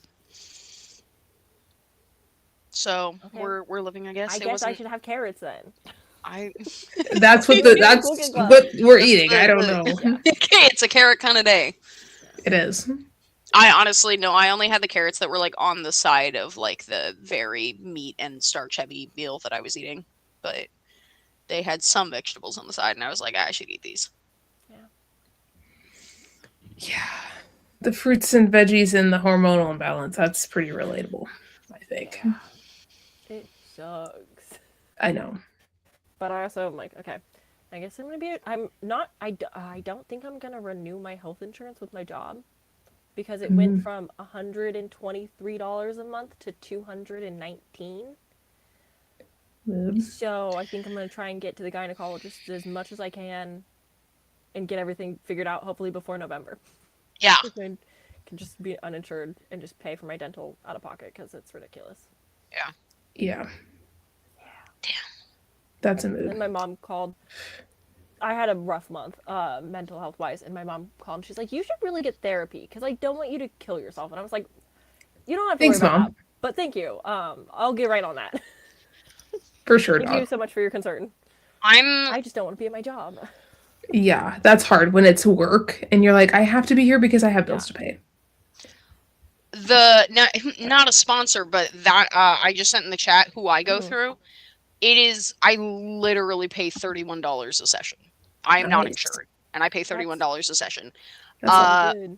What they do is they basically are like, it's people who are like either in their last year of school or their first year of being a therapist. So they like have a few spots. Yeah. So like as long as you're okay with somebody who hasn't been a therapist for 30 years, which I don't really care. Yeah, I just like to talk about your problems. And I have been with the same therapist for 2 years now, I think. Cool.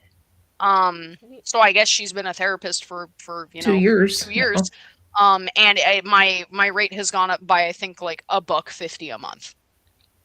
Cool. She just keeps it at the same rate. So I actually like it is significantly less scammy than BetterHelp. They actually recommend to you that you go onto the website and you look it up and you find some therapist that you think you would like and you reach out to them and they will do like a lot of them will do a free session with you to see if you vibe before you even sign up for the service. Cool. If you do want to do therapy, I would like actually genuinely recommend them. I will look. Good tip. Yeah, it's something that it's one of those annoying things where it's like, I know I should do it, but I'm also stubborn and I'm like, but I know my problems and I know what they're going to tell me and I'm self-aware enough to like know this stuff. I'm not doing anything about it. So I'm like, am I really going to spend money for them to be like, just do the things? And I'm like, that's not working. Yeah. That's how I'm getting. I'm in testing right now to get a fun little OCD diagnosis. Ooh, fun. That's cool. Which is I pretty recently cool. learned that apparently body dysmorphia is a form of OCD. Mm-hmm. I didn't know that. I didn't know that either. And so I'm rethinking things. Yeah. Well, it's so funny because my therapist, I said something completely out of pocket because, that's what you do with your therapist. And she looked at me and she said, when you feel anxiety, does it feel more like a whoosh, or does it feel more like it lands in front of you? And I said, oh, lands in front of me, I think. And she went, we're testing you for OCD. And I was like, who knew that was the benchmark? What do you mean? A therapist has never asked me a question. Also, that was the most insane question you could. Does your anxiety feel like a whoosh? What are you talking about? Especially if you're not in a panic state, you're like, I don't remember. Yeah, I don't know. Yeah, it was wild. But yeah, she asked me that, and then she was like, listen, like, I think that because one of the things she talked about is she was like, listen, OCD is super underdiagnosed in women, and often is misdiagnosed either as autism or is misdiagnosed when people are autistic. And she was like, so I think this is one that, like, people have just been overlooking for you. And I was like, great. Oh, cool. And then I had I will say the OCD, like, diagnostic criteria, or like the tests that I was given, it was so uncomfortable. It was so uncomfortable. And, like, probably the scariest thing I've done in my 7 years of therapy. Really? But we're working on it now, so we love that. Yeah, it's a very weird test. There's a point where it gets to, because a lot of, like, people with OCD deal with like compulsive thoughts, or like intrusive thoughts in, like, the genuine sense, not in the TikTok sense, where it's like very, like, harmful, upsetting things that your brain just kind of gives you, and you're like, well, I hope that wasn't me who felt that way, because that's awful. And going through that portion of the test of, like, it is very weird to have somebody look you in the face and be like, and do you often think about incest? And you're like, not really. No. That's crazy. It's like, it was very uncomfortable, but it was, like, cool. It was really, it's been really interesting. I feel like I'm learning a lot. And basically what she told me is that while we're in the process of testing, she was like, it's clear to me that OCD coping mechanisms are probably still going to help you. So we're still going to use them even if you don't have it. I don't really care. We're doing it now. Right. It's like, all right, cool. Sounds good. So. Wow. Yeah. Crazy stuff. Exciting. Yeah. I think another reason why I'm, like, hesitant about therapy, I'm like, I don't want a list. I don't want a list of. Yeah. Right, now you have to go through the testing, and we have to, like, give a label to everything, because I'm already. Right. I will say I really like a diagnosis, but my therapist does ask me every time if I care to get, she'll ask me if I want to get tested. The only reason she told me I was getting tested for OCD is because I said I was like, test me for whatever you think I have. But, like, she asks, like, every time, where she's like, is this something that you want to pursue, or is this something that you don't want to deal with? Right. I'm like, great. No, I don't want to deal with it, actually. And she'll listen. So that is nice. It is one of those things where it's like, obviously, if a professional is like, hey, maybe we should actually, I think my big hesitancy comes with just, like, I probably should be medicated, but I'm so comfortable with the life that I'm already living that change is scary, and so I just did. But my coworker got a pulse checker, pulse maker thing, because she's got pancreatitis, and she put it on me just, like, as a joke, and it was, like, so high, and she's like, "All right, my anxious friend, how you doing today?" You're like, "Great, it's good. Thank you so much." It wasn't, like, over concerning, but it was like 106, which you're supposed to be like 95 to 100. Yeah. I'm not saying it wasn't over concerning, it was 106. Yeah, you got that high blood pressure. Yeah. I used to have high blood pressure. It's not fun. Yeah, she's got diabetes, and now she has pancreatitis, and hers got up to, like, 122. Whoa. And she was like, hey, doctor, maybe not good. Yeah. So she's figuring that out. Yeah. It's so crazy that, you know, you got your medical stuff that you're trying to work through, and then you also have work and, like, everything else. And she has a grandma that she has to take care of who was also getting sick and going through things. So when she's not taking care of her 3 children, she's taking care of her elderly grandma. Oh my gosh. And she's got diabetes and pancreatitis. Right. And she's at your work, so that's a whole nother layer. Job where, yeah. So. Yikes. Thriving, doing really cool, really good. This year's been great for us. Yeah, I was gonna say, I'm looking, like, down the barrel the next few months, and I'm like, this is gonna be extremely rough. No, 2026, honestly, I feel like it was a wash. I'm not about it. What a horrible time. What a rough time. I know. I know. I'm glad we're doing the tier ranking thing, because I think that's gonna be really fun and chill.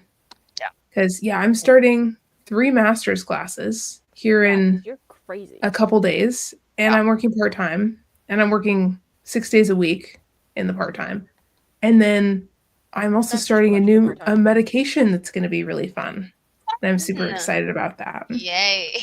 Yeah, I have to go on Accutane. So that's going to be great. Yeah. And I have to go get summer's going to end. So you don't have to worry about the sun. Yeah. Yeah. But yeah, I have to go on that. So that's going to be fun for symptoms and such. And I have to go because I'm a girl. I have to go and get monthly blood tests to make sure I'm not pregnant or like having liver failure. Great. That's why I had to go get my blood done so that I can get on them. So that's going to be really cute. So it's great. Yeah, I was like, for sure, my mental health is going to be super awesome with 3 master's classes in that. I told Peyton, I was like, if you catch me in the backyard digging my own grave, come stop me, please. Oh, it's going to be great. That's something. Yeah. So we're all doing great. 2026 has been I think we gotta call it a day. I think I'm gonna turn 30 and then we're just gonna hop, skip, and jump to 2027. It's gotta be better than this. Please, yeah. Seriously. We're all having a great time. Everybody's super thriving. Hey, at least Richie doesn't have that other job.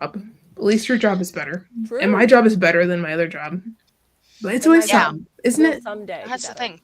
Oh, my car got towed last week, dude. Yeah, no, it's always what happened with your car? My tabs are expired, and I parked in my friend's neighborhood. My friend just bought a house, and I parked in the neighborhood there, and they partner with a tow truck company to drive around every 2 hours to make sure that nobody is there whose fucking tabs are expired. So my car got towed. Are you serious? And shout out to my friends who were there and helped unimaginably. They were wonderful, and I'm so appreciative of them. I was so mad. I was so angry. That's so lame. Yeah, and my friend was like, frankly, I wouldn't be surprised if you never came to my house again. And I was like, well, I'm certainly not going to drive to your house again. Yikes. So then you had to pay the fee to get your car back and then had to get new tabs. And that's always really expensive. Yeah. Well, I haven't done the new tabs yet because I can't get the new tabs because I don't have my in-state license yet because my license hasn't expired, but it's out of state, so they won't let me get tabs until I get an in-state license. Well, why can't you just go and get an in-state license even though your license isn't expired? Frankly, just because I've worked like every day since it happened. I did go to the DMV one day and I was like missing a sheet, and so I have to go back on Wednesday. Cool. But so cool and great. Right? Yeah. It's been fun. Yeah, my car got a recall and I still haven't taken it in. Fun. A recall for what? Something serious or something BS? Power steering. So something serious. Okay, well that's kind of serious. You gotta take it, Sam. I'm aware. Here's the thing, I only have one day I can go, and I have a dentist appointment this Wednesday. Oh, so yep. It'll have to be the next Always one. the way. And also, I hate that. The recall was on the news, I kid you not, a month ago, and I just got the letter. Oh my God. So I was like, thank you guys. You did fantastic. Good job, Chrysler. Love that. Being an adult is so crazy. All these BS appointments and BS this and that, and literally, I would never even give my car an oil change unless Peyton was like, "Hey, when's the last time you changed the oil?" I was like, "I don't know. I don't give a shit about that stuff." I need to do that too. And he was like, "Well, we just went on a road trip to Michigan like a couple days ago." And he was like, "Well, if we're gonna do that, we should probably like get the oil change." I was like, "Yeah, we should. Probably. You should do that. That's a boy job. I'm good. I don't care." When I renewed my tags this year, it was my first time doing it myself because my mom, I was always on her car plan, and so she I was too. All of them. And so this year I did it myself, and I got the registration, and I was like, "That's so weird. I just got a registration." I never opened the envelope. I just stuck it in my car, and I was like, "And my registration lives in my car." Oh shit! And then I was telling my coworker, I was like, "Yeah, I never got tags," and she's like, "You dummy! What? It's with the registration." I was it's like, in the envelope. Great. Oh my God. Imagine opening your mail. I didn't do that, so I learned. That's a mood. Powerful stuff. I'm having a lot of those moments lately where it's just like I just fundamentally don't understand things. Where I like Me text too, my mom and I'm like, "Hey, I need to make my gynecologist appointment. What do I call it again?" It's not she's like annual, and I'm like, "That's the word." Yeah. I don't. How would I know? I was on a call with my dad yesterday because my fire alarm or my smoke alarm started going off, and I was like, I can change that out. I got this. And so like I pull it out of the wall. It's still beeping. I was like, that's a little weird. I couldn't find the battery case, and I ended up video calling my dad and being like, here's my smoke alarm. Where do I do this? And then he had to look up the model or unit something. number, the model, Oh, and he was like, yeah, they don't have battery packs, dummy. They're like 10-year-long things. You have to call your property manager to get it completely replaced. And I was like, what do you mean? Why would they do that? What are you talking about? It makes you feel better. That's crazy. Took my smoke detector down because I needed to change batteries, but I couldn't find batteries. Now I found batteries, and I can't find the smoke detector. Sam! We're all thriving. Honestly, this has got to be some relatable content. Oh my god. This is all of us. I lose things like no other. It's the ADHD in me where it's like I put something down, I forget. There's the few things that like I know have a place and they go in their place. But the odd things like a fire alarm. Yeah, where would you put it? Once every 10 years. I don't know where I put it.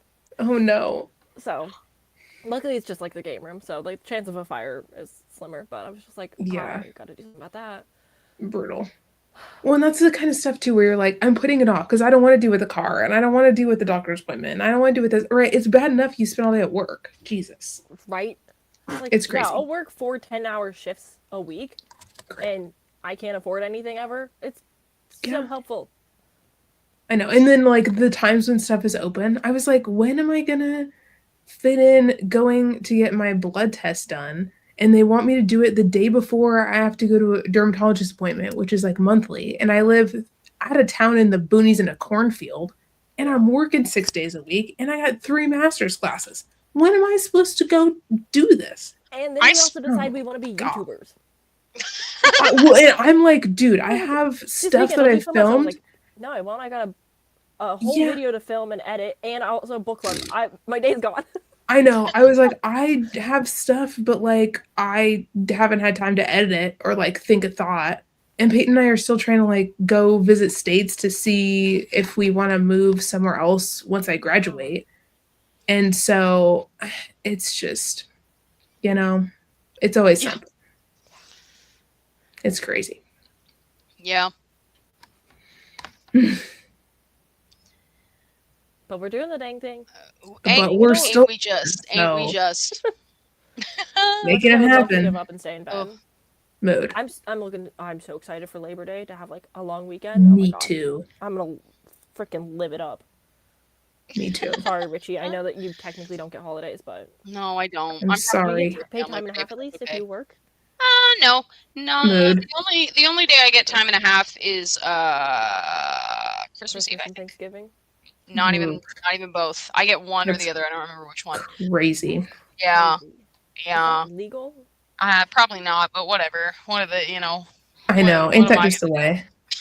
Yeah, we get some holidays, but not other ones. I will say, though, you do get, like, sicko tips usually on holidays. Like, usually holidays people... Well, like, you get a lot of the guilty people who, like, come in and they're ordering 17 drinks for everybody in their extended family because it's Thanksgiving. And then they'll tip a 50. And you're like, yeah, okay, I'll make the 17 drinks. Yeah. Yeah, Chloe works normally in, like, the bar industry. And holiday tips are where it's at. Yeah. So I do.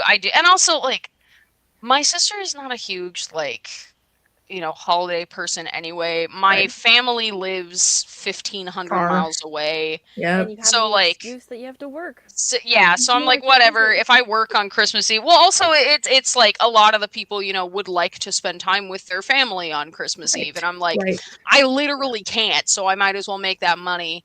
Yeah, when I worked at Forever 21, I would work Black Friday and Thanksgiving for everybody so they could be with their family. And I'll be like, if I show up to the function, I'll be at the family. But if not, I'm getting paid time and a half. Yep. And it was beautiful and great. Especially because if you worked the Black Friday night shift, you got the better shift on Thanksgiving. Nice. Oh, yeah. Yeah. Cool. And so you get the benefits of like both. You did the hard shift, but also you get the time and a half. I have worked a lot of Black Friday opens since I started working at the coffee shop. And to be honest, it's a really nice shift because you come in at, like 4:30 in the morning is when I have to be in for an open. God. If I work an 8-hour shift, I'm out at like noon. Nice. Yeah. And then I'm done. And so I get to beat all of that stuff. I get the crazy tips from people who are buying coffee at 5 in the morning before they go to, whatever store they're going to. Because they're already ready to spend money. Because they're all set to go. So, like, it is actually really nice. I actually do like working holidays. I love getting off early. Oh. Mm-hmm. Yeah. When YouTube makes me enough money, the dream is to go down to part-time as soon as possible. Yeah. Oh, yeah. And get off as early as I want. Delightful. Oh, it'd be so beautiful. It's like, I'll work the tax season and I'll do the 5 12-hour shifts if need be. Like, I'll do it during tax season, but after tax season, I don't want to be seen. Yeah. That's crazy. Yeah. Well, we should end this stream so True. we can talk about other stuff. Yeah. Secrets. Secret scheming. Yeah. You have to pay us to see the juicy stuff. That's we don't have a the Patreon, but if we did, that's the truth. This all this after show talk that we give you for free would be behind a paywall. You're welcome. Yeah, that's actually very true. Yeah, you get to hear all about all our crazy loosey stuff. Goosey, can I say? Yeah, like 2 times. I know we have.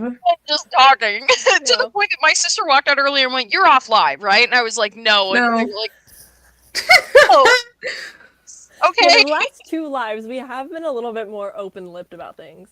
That's true. Which is funny because I know people might not be in the chat and like watch it live with us, but people do watch it back later. Yeah, that's true. But I also have an inkling that the second we stop talking about the book, they're like, goodbye. Like, I'm sure if we look at the analytics, it's like, they're watching, we talk about Stephen King, they're gone.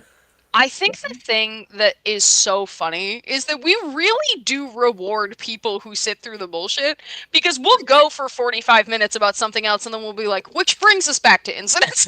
Right. It all ties in, you know. It's top of mind because we just read it and then we're thinking about other stuff, but then we circle back. Yeah, I think the way that we did underneath is like the perfect like loop of that, where it's like we talked about it, we had this great discussion, we talked about other things, it got lighter, we had whatever, and then we brought it back and then had another like good discussion about it. It's just like you can't escape it.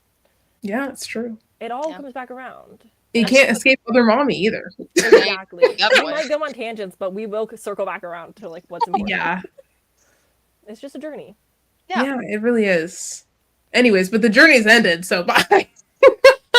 And whenever the movie comes out, we'll talk about it, I'm sure. Oh, true. Absolutely. We got so many movies to talk about. Verity's popping soon. Oh, yeah. Yeah. That's good stuff. Yeah. Okay. Bye.